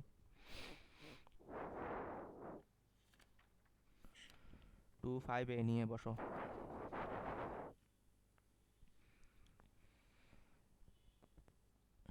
বসো 2-5 নিয়ে শুরু করলাম। প্রথমে হচ্ছে কি এপ্রিল 2 তারিখ। আচ্ছা, আরেকটা কিছু একটা জিনিস বলি। আমরা যখন লেজার করব, লেজার বুকের মানে সরি জার্নালের কিছু জার্নালিং প্রসেস থাকে, বা জার্নালের কিছু কি কি থাকে, একটা সাধারণ একটা জার্নালে কি কি স্ট্যান্ডার্ড কিছু জিনিস থাকে ওগুলো বলে দিই। জার্নালে প্রথমে একটা ডেটের জন্য কলাম থাকবে, মানে তারিখ, ট্রানজ্যাকশনটা কোন তারিখে হয়েছে, এটা হচ্ছে ডেটের কলাম, এই যে এটা ডেটের জন্য। তারপর হচ্ছে অ্যাকাউন্ট টাইটেল অ্যান্ড এক্সপ্লেনেশন, মানে ট্রানজ্যাকশানে কোন কোন পক্ষ অংশ নিছে ওদের নাম থাকবে। তারপরে হচ্ছে এখানে কি নিয়ে লেনদেনটা হয়েছে, কিসের উপর, ওটা লেখা থাকবে, অ্যাকাউন্ট টাইটেল এক্সপ্লেনেশন।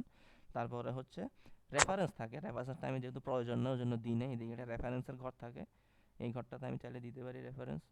আচ্ছা না, দিলাম না। এদিকে একটা রেফারেন্সের ঘর থাকে, এই রেফারেন্সটা থাকে কিসের সাথে, আমার লেজার বুকের সাথে। লেজার বুকের সাথে এটা রেফারেন্স দেওয়া থাকে, লেজার বুকের কোন জায়গায় আমার এই অ্যাকাউন্টটা আছে, ওই জিনিসটা। ওটা যেহেতু আমরা লেজার বুক করতেছি না, কত ওটা নাম্বার দিই নাই আর কি আমি। তারপর হচ্ছে two account column, two amount column, এই ডেবিট একটা কলাম, ক্রেডিট একটা কলাম, দুইটা কলামের বলছিলাম কি লেফট সাইডে ডেবিট, রাইট সাইডে ক্রেডিট, লেফটে ডেবিট, রাইটে ক্রেডিট। এগুলো হচ্ছে জার্নাল বুকে যা থাকবে একটা জার্নাল বুকে, এই জিনিসগুলো জার্নাল বুকে থাকবে। সাদমান, এটা কত নাম্বার ম্যাথ? 25A।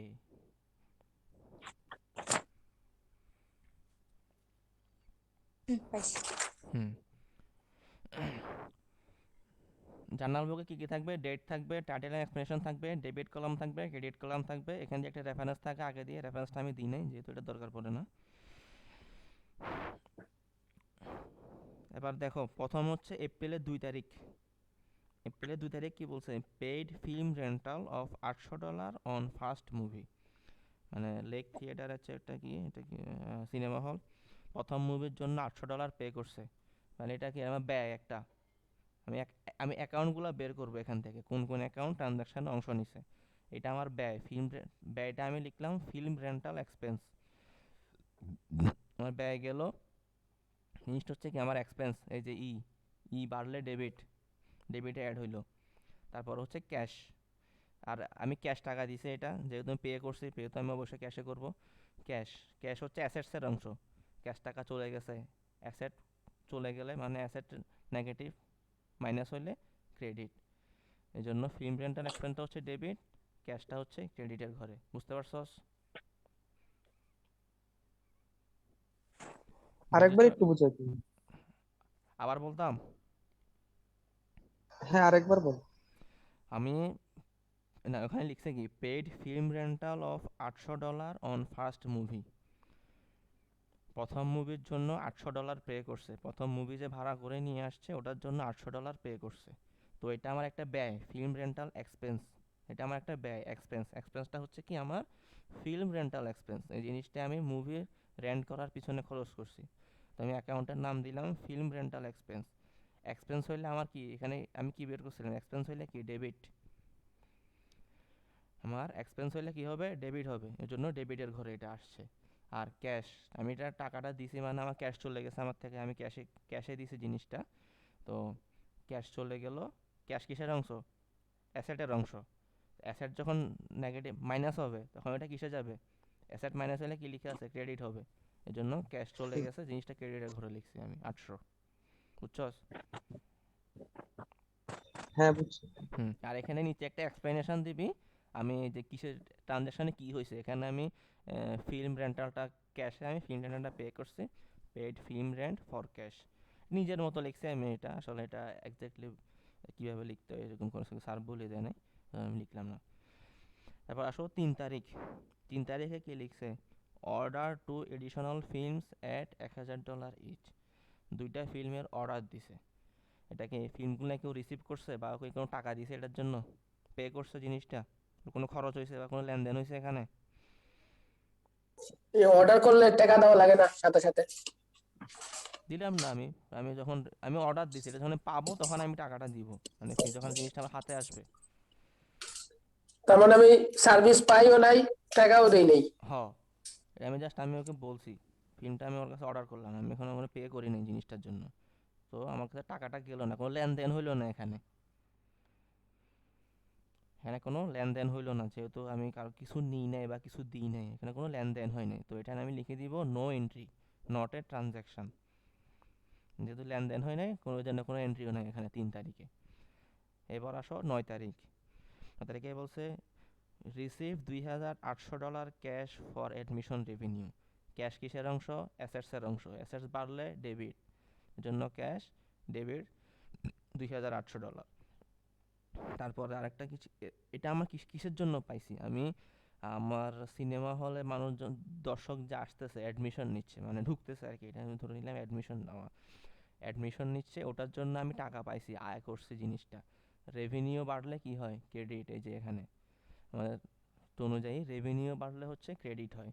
তো এটা রেভিনিউ ক্রেডিটের ঘরে, অ্যাডমিশন রেভিনিউ অ্যাকাউন্টে আমি মানুষজনকে আমার পার্কে ঢুকতে দিয়ে আমি টাকাটা আয় করছি, অ্যাডমিশন রেভিনিউ ক্রেডিটের ঘরে পজিটিভ, ক্রেডিটের ঘরে এন্ট্রি হবে জিনিসটা, যেহেতু আমি এটা সার্ভিস দিয়ে পাইছি। আর এটার ডেসক্রিপশনে লিখবো received cash for service provided, service দিয়ে আমি ক্যাশ পাইছি। বুঝছস? সরি, আমার 3 নাম্বারটা একটু বুঝিয়ে দিবি আবার। 9 নাম্বারটা মানে 9 তারিখের এটা, তিন নাম্বার মানে 3 তারিখেরটা, সেকেন্ডটা নো এন্ট্রি এটা। নো এন্ট্রি হ্যাঁ এটাতে কি হ্যাঁ বলছে? এটাতে বলছে order two additional films at $1000 each. আমি 2টা ফিল্ম অর্ডার করছি, প্রতিটা ফিল্ম $1000। ফিল্মগুলো কি আমার হাতে আসছে? আসা নাই। আমি কি ওটার জন্য টাকা দিছি? টাকাও দিই নাই, মানে এখানে ওখানে উল্লেখ করে নাই আমি টাকা দিছি ওটার জন্য। আমি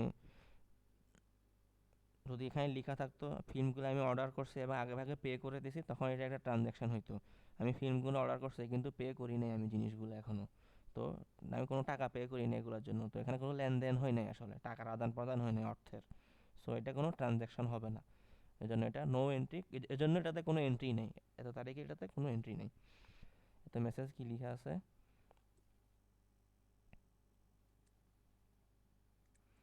এতে মেসেজ কি লিখছে? কোনো কোশ্চেন করছস?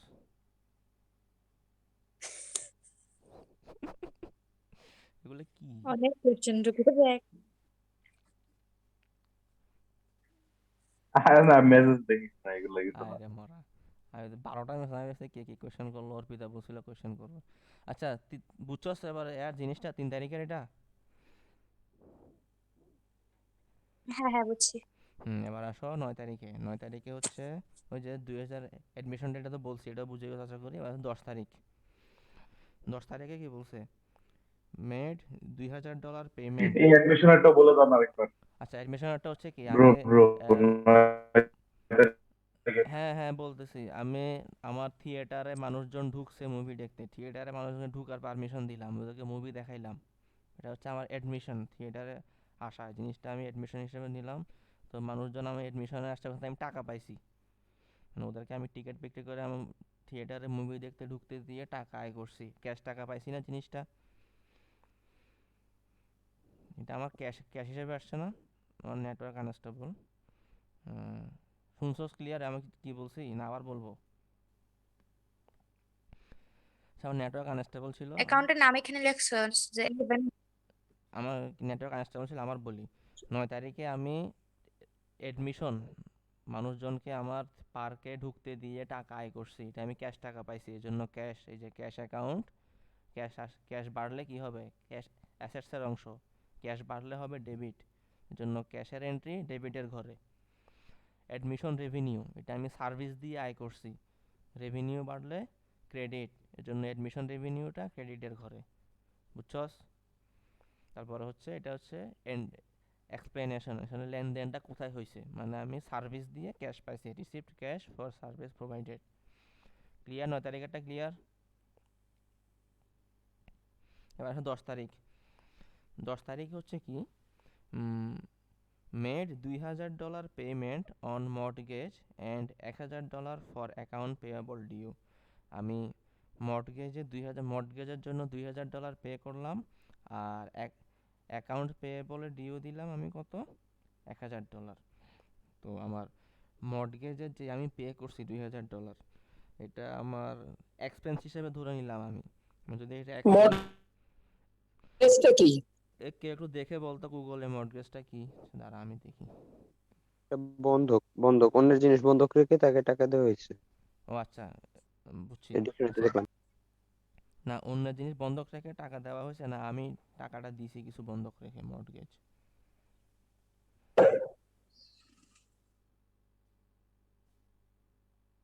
হ্যাঁ ওইটাই, আমি অন্যের জিনিস রাখছি এবং হ্যাঁ আমি অন্যের জিনিস রাখছি, ওকে ওকে টাকাটা দিছি, মর্টগেজ মানে মেক $2000 পেমেন্ট অন মর্টগেজ। তো আমি টাকাটা এটা চলে গেল আর দিলাম। তো আমার মর্টগেজ হচ্ছে, এটা আমি ধরে নিলাম এক ধরনের এক্সপেন্স, আমি মানে এটা এক ধরনের এক্সপেন্স ধরে নিলাম, মর্টগেজটা আসলে এক্সপেন্স ধরে নিলাম, ওই জন্য আমার এক্সপেন্স বাড়লে ডেবিট, এক্সপেন্স বাড়লে এক্সপেন্স পজিটিভ হইলে বা বাড়লে ডেবিট, এর জন্য মর্টগেজ ডেবিটের ঘরে। আবার হচ্ছে accounts payable due and $1000 for accounts payable due. আমি আমার আগে অ্যাকাউন্টস পেয়েবল ছিল পূর্বের, মানে এই মাসে না, এপ্রিল মাসে না, আগের কখনো অ্যাকাউন্টস পেয়েবল ছিল আমার, ওইখানে আমি 1000 টাকা দিছি। তো অ্যাকাউন্টস পেয়েবল এটা কিসের অংশ? লিয়াবিলিটিসের অংশ। লিয়াবিলিটিস আমার মাইনাস হয়েছে, টাকাটা তো দিয়ে দিছি, এটার জন্য আমার আর দায় নাই। তো লিয়েবিলিটিসে মাইনাস হইলে এটা ডেবিট, এজন্য অ্যাকাউন্টস পেয়েবল এন্ট্রি কোথায় গেছে, ডেবিটে গেছে। আর এগুলো আমি ক্যাশ টাকায় দিছি, ক্যাশ টাকা কমে গেছে, ক্যাশ টাকা মানে ক্যাশ টাকা অ্যাসেটস কমছে, মাইনাস ক্রেডিট, এর জন্য ক্যাশ টাকার এন্ট্রিটা হচ্ছে ক্রেডিটের ঘরে। এবং দেখ আমার এখানে এই 10 তারিখের ট্রানজ্যাকশনের জন্য আমার ডেবিট আর ক্রেডিট সাইড ব্যালেন্স 2000 মর্টগেজ, আর কি বল এখানে অ্যাকাউন্ট পেয়েবল 1000, দোনোটা যেহেতু ডেবিটে ঢুকছে একসাথে, ক্যাশ বের হয়ে গেছে ক্রেডিটে, দোনোটা ব্যালেন্স হয়ে গেছে অলরেডি। বুঝতে পারছো 10 তারিখেরটা এন্ট্রি? আচ্ছা সাদমান, হুম। এখানে যে অ্যাকাউন্টস পেয়েবল যেটা 1000, হ্যাঁ এটা আগে সে আমার কাছে পাইতো, হ্যাঁ ওইটা হ্যাঁ আমি ওইখান থেকে তারে দিয়ে দিছি। হ্যাঁ তো এখানে অ্যাকাউন্ট পেয়েবল কমছে, হ্যাঁ মানে লায়াবিলিটিস কমছে, তো এটা ডেবিট। হ্যাঁ হ্যাঁ আর মর্টগেজ পেয়েবল কি তার জিনিসটা? মর্টগেজ পেয়েবলটা আমি একটা এক্সপেন্স ধরে নিলাম। হুম। এখন এটাকে আমি এক্সপেন্স ধরে কোর্সে মিলে গেছে, জন্য আমি স্যারকে জিজ্ঞেস করি না। কারো যদি কনফিউশন থাকে লিখে রাখ, স্যারকে কালকে জিজ্ঞেস করবি, লিখে রাখ অবশ্যই, স্যারকে জিজ্ঞেস করে নিস। তুই এটা ভালো বুঝবি, একটু তুই স্যারকে জিজ্ঞেস করিস এটা। আচ্ছা, ক্রেডিটে 3000 কেন হয়েছে এটা? আমি ওই ওই যে ক্যাশ টাকা দিয়ে ইয়ে, দিয়েছি, ক্যাশ চলে গেছে আমার থেকে।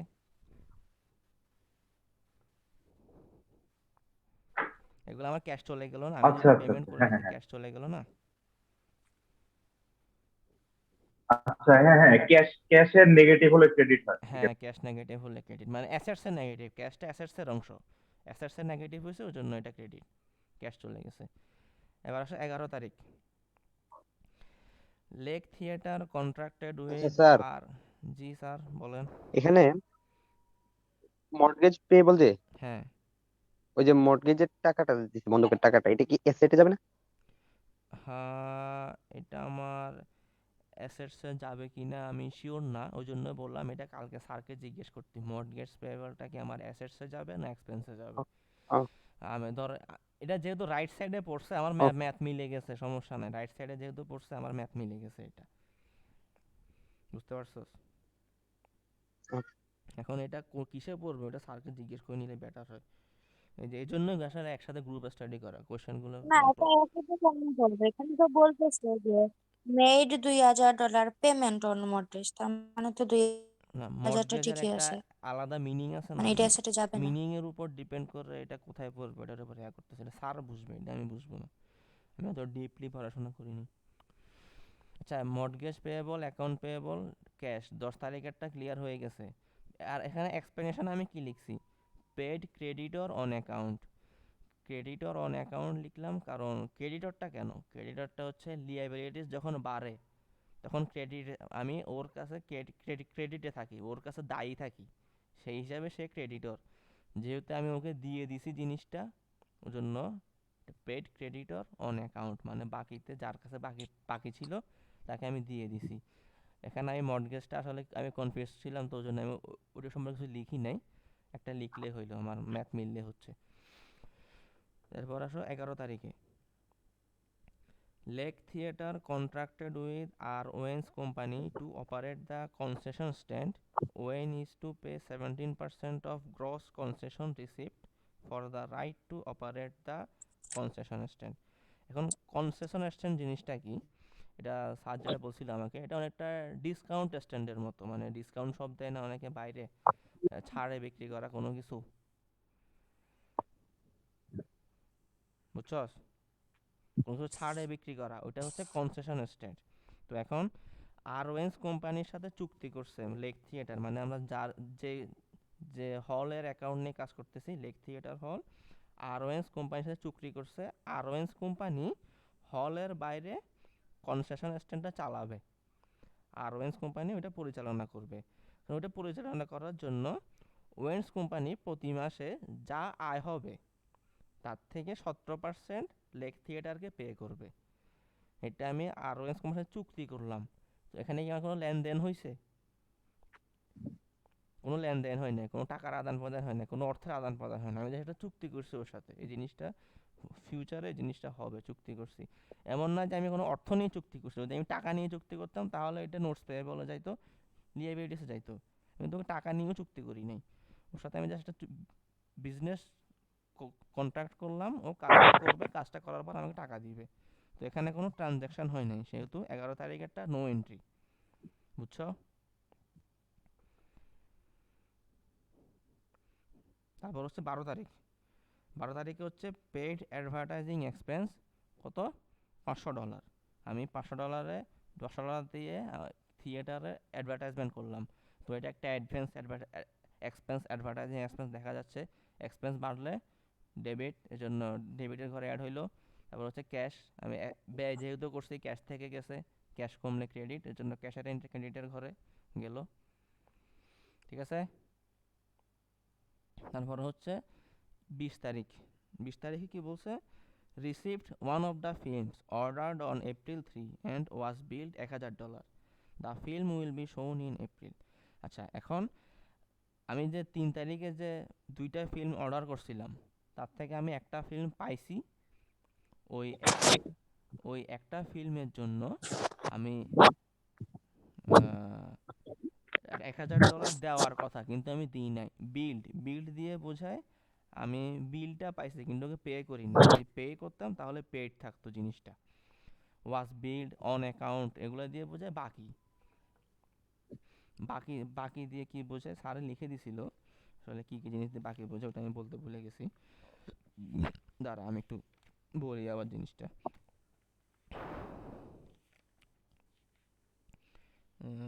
বাকি দিয়ে কি দিয়ে বোঝায়, এটা কই ছিল, কই লিখছিলাম? আচ্ছা, এটা স্যার করায় না, এটা দিব এক্সামে। কোনটা? 25A? এটা তো অনেক ভেজাইলা। স্যারে করতে বলছে, করায় না কি? করতে বলছে এটা স্যারে। হ্যাঁ, হ্যাঁ, এখন 20 নাম্বারটা জি আবার বলো। যখন বলছিলাম যে স্যার এটা নাই আনসার শিটে, স্যার তখন বলছিল আচ্ছা করতে হবে না। কোনটা? 25B এর কথা বলছিল। বল 25B, আমি 25A করাচ্ছি। আর যখন বলছিলাম যে স্যারকে বলছিলাম যে যে লাগবে না, স্যার 25B এটা লাগবে না বলছে। কারণ আনসার দেওয়া ছিল না যে। কালকে না হয় জিজ্ঞেস করবো স্যারকে, নাইলে আমি স্যারে তো যদি করে ফেলছি, ইয়ে করে তো আমি বলবো করে এটা ফেলছি কঠিন। স্যারই স্যার করাই এটা দিতে। বুঝাইও দিছে আমাকে আচ্ছা তুই জিনিসটা। বুঝা জিনিসটা আমাকে বুঝাই দিছে স্যার, কনফিউশন যেগুলো ছিল মোটামুটি আমি যেগুলো বের করতে পারছি ওগুলো, ওই জন্য আমি বুঝাচ্ছি আর কি। তো 20 তারিখের ট্রানজ্যাকশনে আমি আমার অর্ডার দেওয়া 2টা ফিল্ম থেকে একটা ফিল্ম আমি পাইছি, এবং ওই ফিল্ম পে করি নাই। তাও ফিল্মটা আমি রিসিভ করছি কিন্তু আমি পে করি নাই, ওর জন্য লিখে আছে বিল্ড যখন লেখা থাকবে তখন বোঝা যাবে এটা আমি বাকিতে নিছি জিনিসটা। আমাকে ও বিল দিয়ে দিছে কিন্তু আমি ওকে টাকাটা এখনো দিই নাই। তো এটা আমার একটা ফিল্মটা যে আমি পাইলাম, ভাড়া রেন্ট করলাম, তো এটা আমার একটা ফিল্ম রেন্টাল এক্সপেন্সের মধ্যে যাবে। ফিল্মটা আমি রেন্ট করছি 1000 টাকা দিয়ে, আর টাকাটা যেহেতু আমি এখনো দিই নাই, সেহেতু এটা আমার কিসে যাবে? অ্যাকাউন্ট পেয়ে বলে।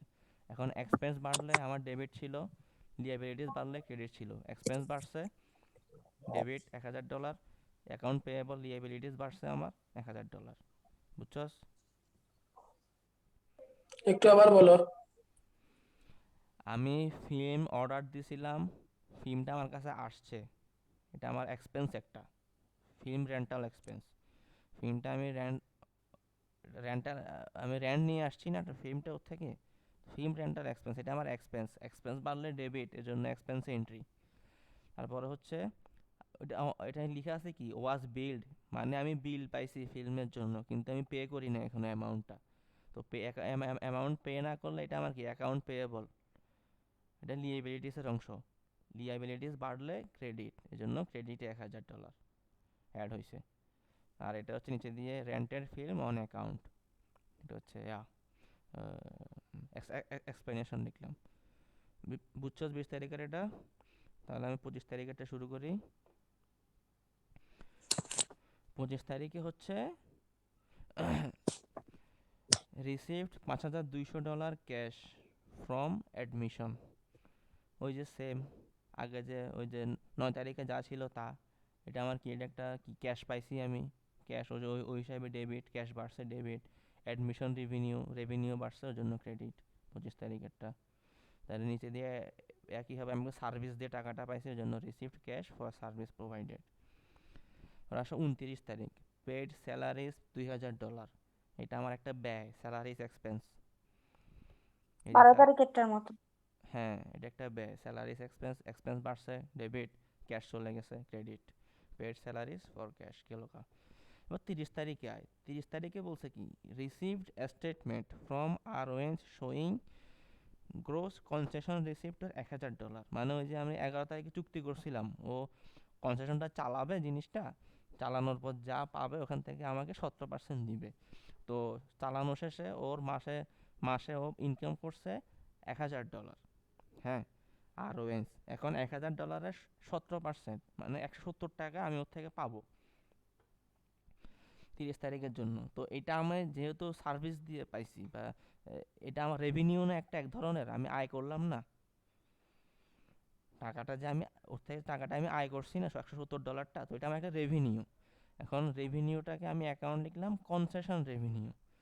রেভিনিউ বাড়লে আমার ক্রেডিট হয়, এজন্য রেভিনিউতে ক্রেডিট হইলো $170। তারপর ওখানে আবার কি লিখছে, এ আমাকে বলছে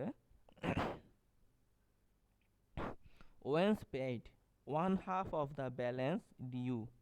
মানে আমার ওখানে লিখছে কি, concession receipt $1000 and the balance due to the Lake Theatre of $170। মানে $1000 থেকে $170 লেক থিয়েটারকে দেওয়ার কথা। এখন Owens paid 1/2 of the balance due and will remit the remainder on May 5। মানে আর ওয়েন্স $170 মধ্যে হাফ আমাকে পে করছে, মানে লেক থিয়েটারকে হাফ পে করছে, বাকি হাফ পে করে নাই। তো যেহেতু হাফ পাইছি আমি, মানে 170-এর হাফ কত, $85। $85 আমি আরওএস থেকে ক্যাশ পাইছি। তো ক্যাশ ডেবিট, ক্যাশ বাড়ছে, ডেবিট $85। ঠিক আছে।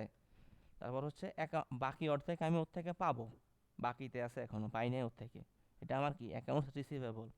অ্যাকাউন্ট রিসিভেবল কিসের অংশ, অ্যাসেটসের অংশ। অ্যাসেটস বাড়লে কি, ক্যাশ বাড়লে যেরকম ডেবিট, এর জন্য অ্যাকাউন্টস রিসিভেবল বাড়লেও সেম ডেবিট। এর জন্য অ্যাকাউন্ট রিসিভেবলের এন্ট্রি ডেবিটের ঘরে $85। 85 যোগ করলে 170। ওদিকে আমার রেভিনিউতে কত ছিল, 170। রেভিনিউ ক্রেডিট, এই দুইটা ডেবিট, ব্যালেন্স হয়ে গেছে। এটার এক্সপ্লেনেশন কি লিখবে আমার নিজেরই মাথায় আসে না, ওই জন্য আমি লিখিনি। 30 তারিখের নিয়ে কারো কোনো প্রবলেম আছে? 30 তারিখেরটা আমাকে স্যার নিজে বুঝাই দিয়েছিল, তো তোমাদের প্রবলেম থাকার কথা। বুঝছো তোমরা জিনিসটা 30 তারিখের?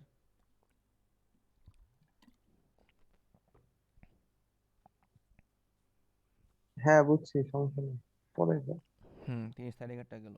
এরপর হচ্ছে আবার 30 তারিখ আরেকটা আছে, prepaid $900 rental on special film to be run in May. আমি মেতে দেখানোর জন্য একটা ফিল্ম ভাড়া করে নিয়ে আনছি, স্পেশাল একটা ফিল্ম, ওটার জন্য আমি $900 দিলাম। বাট আমি এটা মে মাসে দেখাবো, এই মাসে আমি দেখাচ্ছি না ফিল্মটা। তো এটা আমার কোন হিসেবে হবে, প্রিপেড রেন্টাল হবে। এটা হবে আমার অ্যাসেটসের অংশ, এটা কিন্তু আমার এক্সপেন্সের অংশ হবে না, এটা হবে আমার অ্যাসেটসের অংশ। আমি ফিল্মটা নিয়ে আসছি, ফিল্মটা আমি এই মাসে শো করবো না, ফিল্মটা আমি ভবিষ্যতের জন্য নিয়ে আসছি। তো এটা আমার অ্যাসেটসের অংশ। অ্যাসেট বাড়লে কি হবে, ডেবিট, ক্যাশ টাকা দিয়ে দিছি, ওই যে প্রিপেড পে করে দিলাম আগে ভাগে, ক্যাশ টাকা গেছে গা, ক্যাশ কমলে ক্রেডিট, ক্রেডিটের অংশ। এখন এই ম্যাথের ডেবিট সাইডে আচ্ছা, যা আছে, প্রিভিলেজ রেন্টাল যে আমার অ্যাসেটে পড়বে, এটা বোঝার জন্য কি মানে কি বলছিলি? প্রিপেড রেন্টালটা অ্যাসেটে বলবে কি, আমি এটা ফিউচারের জন্য নিয়ে আসছি, এটা আমি এখনো জিনিসটা ইউজ করি নাই। তো আমি ফিল্ম রেন্ট করলাম, এখানে লিখছে কি, prepaid $900 rental on special film to be run in May মাসে আমার কাছে একটা ফিল্ম আসবে, ওইটার জন্য আমি আগে ভাগে টাকা দিয়ে দিছি, ফিল্মটা এখন আমার কাছে আসে নাই, আমি এটা এখনো আমার থিয়েটারে শো করি নাই। এটা আমার একটা অ্যাসেটস এর অংশ, ভবিষ্যতে হবে জিনিসটা, ওই জন্য এটা একটা অ্যাসেটস, প্রিপেড রেন্টাল। মানে এটা একটা ইকুইপমেন্টের মতো যেটা আমার কাছে আছে আর কি। হ্যাঁ, ধরা যায় ওটা, ওই তুই যেভাবে বুঝো জিনিসটা, তোর ম্যাথ করতে হচ্ছে জিনিসটা। অ্যাকাউন্ট মানে রিসিভেবল টাকা দিয়ে মতন আমি এটা। একটা জিনিস কিনছি, সেটা আমার কাছে আছে। মানে তুই যে ফিল্ম কোম্পানিকে টাকাটা দিছস, সে তোর কাছে দায়ী আছে, হ্যাঁ, সে ওর আমার উপর কাছে এখনো এটার জন্য দায়ী। $900 দাবি আছে যে $900 প্রোডাক্ট তোরে দিবে। হ্যাঁ হ্যাঁ, এটা এটা আমার একটা অ্যাসেট। অ্যাসেটস, এটা আমার একটা অ্যাসেট হিসেবে ধরা হবে, এন্ট্রি হবে। আচ্ছা ঠিক আছে। দায় ধরা যায় না, দায় বললে ওটা লিয়েবিলিটিস বুঝে জিনিসটা অনেকটা, বাট আমি ওর থেকে পাবো জিনিসটা ভবিষ্যতে, যেহেতু ভবিষ্যতে পাবো, ওই যে অ্যাকাউন্ট না রিসিভেবল ওই হিসেবে। কোম্পানির জন্য এটা দায়। হ্যাঁ হ্যাঁ, ফিউচারে আমি এটা পাবো, ওর থেকে ও আমাকে এটা দিতে বাধ্য। তো এটা আমার একটা অ্যাসেটসের অংশ, এটা আমি ফিউচারে ইউজ করব জিনিসটা আমার প্রতিষ্ঠানে। যে অ্যাকাউন্ট রিসিভেবলের মতো, হ্যাঁ, মানে অ্যাকাউন্ট প্রিপেড রেন্টালে রিসিভেবলের ঝামেলা মতো, হয়ে গেছে। এটা আমি ফিউচারে পাবো। ওই জন্য প্রিপেড রেন্টাল, প্রিপেড, স্যার একটা কথা বলছে, প্রিপেড যে কোনো কিছু, প্রিপেড যে কোনো কিছু অ্যাসেটস হিসেবে ধরা হবে, ওই জন্য আমি এটা অ্যাসেটস হিসেবে বলছি। যে কোনো প্রিপেড, প্রিপেড থাকলে ওইটা অ্যাসেট, এটা অ্যাসেটস হিসেবে ধরা হবে। প্রিপেড রেন্টাল এর জন্য অ্যাসেট ধরলে, অ্যাসেট বাড়লে ডেবিট, ডেবিটে এন্ট্রি হয়েছে ক্যাশ, ক্যাশ কমছে, ক্যাশ দিয়ে দিছি, ক্যাশ ক্রেডিট। এখন আমি ডেবিট সাইড সবগুলো যোগ করব, ক্রেডিট সাইড সবগুলো যোগ করব, যোগ করলে দুই পাশে ব্যালেন্স থাকবে। এটা অবশ্যই দুই পাশে ব্যালেন্স হবে, যেহেতু আমি প্রতিটা এক একটা করে ব্যালেন্স করে করে নিচের দিকে নামছি অ্যাকাউন্টগুলো। এই হচ্ছে জার্নাল। Journal clear? মোটামুটি তাও আচ্ছা বুঝছি ইয়া অনেকটাই। সাদমান, বুঝছস তো জিনিসটা? নিজে না এই করলে 50 ক্লিয়ার হবি না, তোকে কেটে নিজে এই করতে হবে জিনিসগুলা। না না না, 85 ভালো 85 কি আগে জানি বলছিলা 30 তারিখেরটা, এটা একটু বলো সাদমান। আমি ভাত খাইতেছিলাম, খেয়াল করি নাই, আমি আধা ঘন্টা ধরে ভাত মাঝখানে খাইতেছি আর কইরা ক্লাস খাচ্ছস, দেখতেছি। ক্লাসের মাঝখানে তো ভাত খাচ্ছস কেন, হ্যাঁ? আরে আমি কেউ ওখানে ভাত একটু খাই নাই, মেসেজটা দেখবি? তুই ক্লাসের মাঝখানে ভাত খাচ্ছস না? যদি আমি এসে ভাত খাবো না। আচ্ছা এখন 30 তারিখেরটা হচ্ছে কি, 30 তারিখে আমি যে 11 তারিখে চুক্তি করছিলাম, 11 তারিখে চুক্তি ছিল কি প্রতি মাসে যা আয় হবে তার থেকে 17% 17% আমাকে দিবে। এখনও আমাকে স্টেটমেন্ট দেখাইছে আমার, ওর এপ্রিল মাসে টোটাল $1000 আয় হয়েছে, মানে কনসেশন স্ট্যান্ড থেকে, মানে ডিসকাউন্ট স্ট্যান্ড যেটা আছে ওটা থেকে ওর $1000 আয় হয়েছে। তো আমি ওর থেকে 1000 17% পাই, মানে 170 টাকা পাই। মানে লেক থিয়েটার আর ওয়েন্স থেকে $170 পাই, 1000-এ 17%, 117%।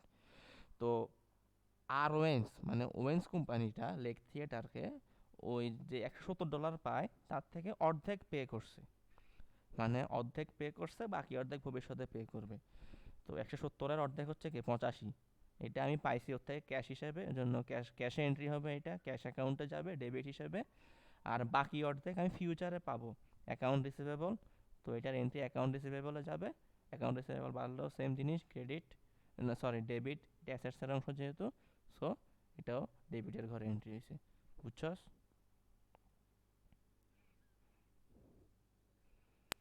ওকে ওকে। ম্যাথগুলো করবি তুই, কোয়েশ্চেন দেখে দেখতেছস, আমি যে বলতেছি কোয়েশ্চেন দেখতেছস, কোয়েশ্চেন না দেখলে তুই বুঝবি না। তুই যদি আমার আমার মুখের দিকে মানে স্ক্রিনের দিকে তাকায় থাকস বুঝবি না। তোরে ওখানে কি লিখছে ট্রানজ্যাকশনটা বুঝতে হবে তোর, ট্রানজ্যাকশন পরে আমি এই তোকে হালকা বুঝাবো। বাতাসের লুঙ্গি আকাশে, এটা আর কি। আচ্ছা ডেবিট একটু পরে আমার নাম পাল্টাইতেছে। আচ্ছা যাই হোক, এখন তো এটা মোটামুটি ক্লিয়ার তো? এটা কি তৌফিক নাকি? নেটের প্রবলেম এটা কথা, অর্পিতা, এটা অর্পিতা শিওর। নেটের প্রবলেম কথা বুঝি না। আচ্ছা হ্যাঁ, এটা অবশ্যই অর্পিত হবে। হালকা বাতাসে লুঙ্গি আকাশে, লুঙ্গি পরতে জানাস না, লুঙ্গি পরছিস কেন, হ্যাঁ? হালকা বাতাসে লুঙ্গি আকাশে উঠে গেলে হবে? আচ্ছা জার্নাল শেষ সবার? জার্নাল নিয়ে কথা বললাম না। এগুলো আমরা প্র্যাকটিস করি স্যার, হ্যাঁ আমরা এগুলো প্র্যাকটিস করি। থাকতো একটু পর্যন্ত, জার্নাল পর্যন্ত থাকতো। হ্যাঁ হ্যাঁ হ্যাঁ, আজকে থাকুক এই পর্যন্ত, আমরা এটা দেখি, অঙ্ক করি আচ্ছা যে একটা। তাহলে জার্নাল যেহেতু একটু থাকবে, তাহলে লেজারটা আমি কালকে ক্লাসে দেখাই দিব স্যার আসার আগে দিয়ে, কি বলস? ক্লাসে বুঝি না। না লেজার সোজা, এখানে আর বোঝার কিছু নাই, আর আহামরি এত কঠিন বোঝার কিছু নেই। এবার জাস্ট আমি যা বের করছি এটাতে, জার্নালে আমি যা বের করলাম জিনিসগুলো আমি আলাদা করব, কিভাবে আলাদা করব ওটা শর্টকাটে বলে দেব, ইজিলি বুঝে যাবে, আর কিছু নেই এখানে, আর বের করার কিছু নেই, এখন শুধু ভাগ করা জিনিসগুলো আর কি।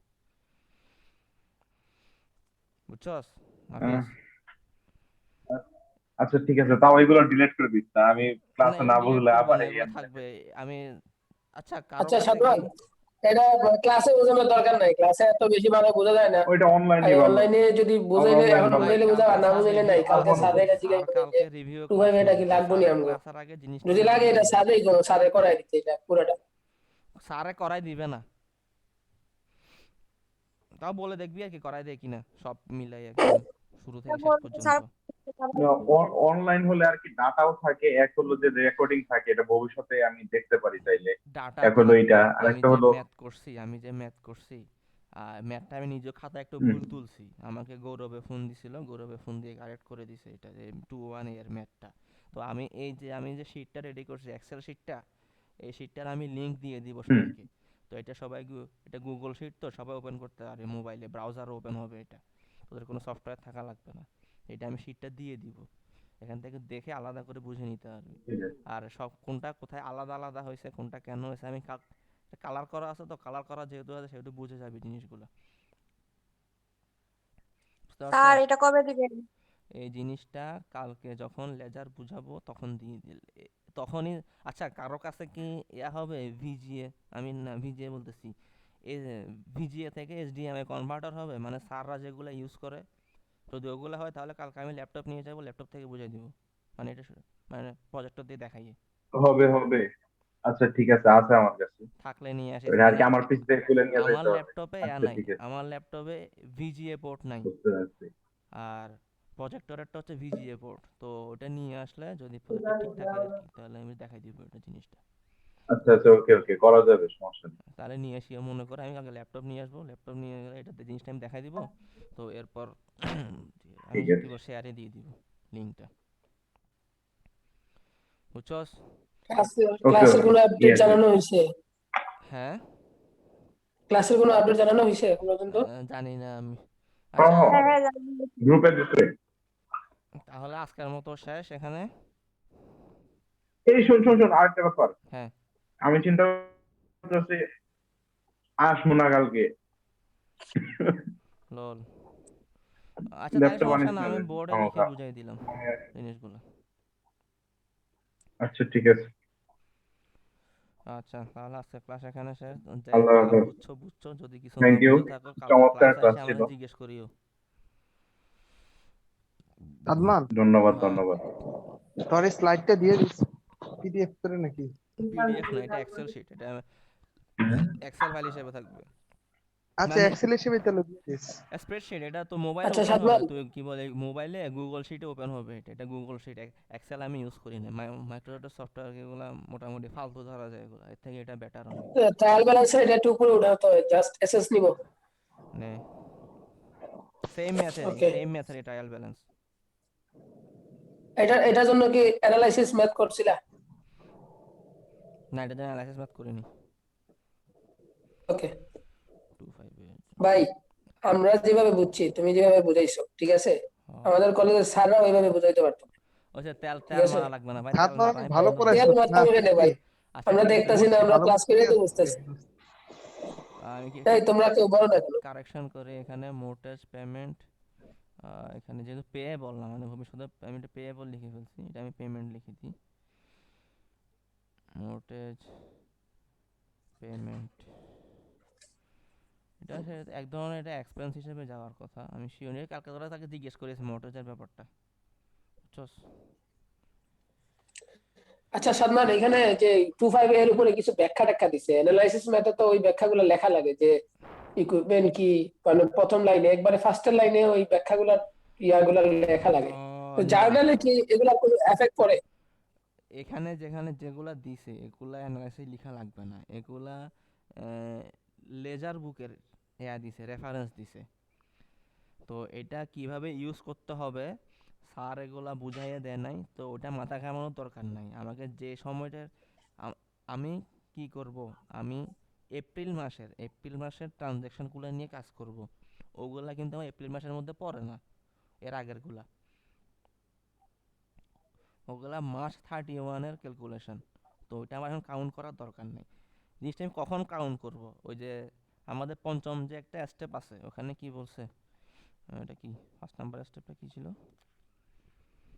ওই যে প্রিপেয়ার ফিনান্সিয়াল স্টেটমেন্ট। আমি যখন ফিনান্সিয়াল স্টেটমেন্ট ক্রিয়েট করব, ফিনান্সিয়াল স্টেটমেন্ট ক্রিয়েট করার সময় আমি পুরা বছরের মানে প্রতি মাসের আমি রেকর্ড নিয়ে আসব। যখন আমি প্রতি মাসের ট্রায়াল ব্যালেন্স বা রেকর্ড বা জার্নাল প্রতি মাসের যখন হিসাব আনবো, তখন আমার মার্চ মাসেরটা আসবে। এখানে শুধু আমি এপ্রিল মাসেরটা নিয়ে কাজ করছি, সেহেতু আমার এখানে উপরেরগুলো দেখার দরকার নেই জিনিসগুলা, বুঝছস? আচ্ছা ঠিক আছে, ওইটা স্যারের সাথে ক্লিয়ার তো করব। সাদমান হ্যাঁ সাদমান কালকে কয়টায় তুই ক্লাস করাবি? কালকে অ্যাকাউন্টিং ক্লাস কয়টা? আমাদের অ্যাকাউন্টিং ক্লাস 11টায় না, স্যার তো অলওয়েজ লেট 11টা করে, থেকে। অলওয়েজ লেট করে। ম্যাথ তো ক্লাস 10:30 পর্যন্ত। ও ম্যাথ ক্লাস শেষ হয়ে গেলে, ম্যাথ ক্লাস শেষ হওয়ার পরে ম্যাথ ম্যাডাম 10:30 পর্যন্ত ম্যাডাম তখনই হোক, তো এরপরে দেখাই দিলাম আমি। ম্যাডাম 10 মিনিট আগে ভাগাই দিবি। ম্যাডাম রে বাগাই দেবো, এটা আচ্ছা আমার কাজ না, আমি তো ঘুমাবো ম্যাথ ক্লাসে, আমি শুধু অ্যাটেন্ডেন্স দিতে যাবো, বুঝো নাই জিনিসটা। তো এই ওই তো ম্যাথ ক্লাসের পরে আর কি আমি দেখাই দিব জিনিসগুলো, লেজারগুলো স্যার আসার আগে। অ্যাটেন্ডেন্স লাগার পরে ম্যাডাম চলে যাক, অসুবিধা নেই। ম্যাডাম রে বলিস, ম্যাডাম আপনি চলে যান। বলতে পারবো পরে, তুই যদি এটা নিশ্চিত করতে পারিস যে ম্যাডাম আমার ক্রেডিট খাবে না, না ওইটা আমি নিশ্চিত করতে পারবো না। ক্যান্সার আস বলে দিব ম্যাডাম। ক্যান্সার আরে ভাই সেই একটা ছিল এটা, কোথায় গেল বারেক বারেক স্যার দেখিও তো না এখন, উনি কি জুনিয়র আসলে তখন আমার উদয় হবে? এটা তো জুনিয়র কোর্সই, এখন কোর্স নাই, উনি আসবে কি করতে? আচ্ছা ঠিক আছে, আজকে ক্লাস এখানে শেষ, 12টা বাজতেছে। আমি স্ক্রিন শেয়ার, লেজার আর ক্লাসিফিকেশন কি স্ক্রিনশট নিতে চাও? আর স্ক্রিনশট নিতে চাইলে নিয়ে নাও। এইটা কি আর কেউ স্ক্রিনশট নিতে চাও? দাঁড়ান আচ্ছা নিতেছি। কালকে তুই 10:30টার আগে কিন্তু ক্লাস শুরু করিস না কেমন? না না ম্যাডাম 10:30টার আগে যাবে না, ম্যাডাম 11টার আগে যাবে না, ম্যাডাম আসবে দেরি করে, যদি দেরি করে আসে আর কি। তাড়াতাড়ি আসলে 10:30টার মধ্যে চলে যাবে অবশ্য, তাই একটু দেরি করে, ম্যাডাম 10:30টার আগে শুরু হবে না। আচ্ছা আর যদি তোর ম্যাথগুলো একটু ট্রাই কর, বা স্যার যে আনসার দিচ্ছে আনসারের সাথে মিলাইয়ে দেখ, কোনো প্রবলেম পাইলে কালকে জিজ্ঞেস করিস। বুঝছি, আমি স্ক্রিন শেয়ার অফ করতেছি তাইলে। ভাই ওকে, নিশ্চয় আলামিন স্ক্রিনশট নিছস? আলামিন বলতেছে, আমিনুর। নিয়ে নিছি। আচ্ছা ঠিক আছে, স্ক্রিনশট আমি অফ করে দিলাম। হয়েছে, আজকের ক্লাস এখানেই শেষ, তোমাদের সাথে আগামীকালকে দেখা হচ্ছে। আচ্ছা আসসালামু আলাইকুম। ওয়ালাইকুম আসসালাম, গুড নাইট।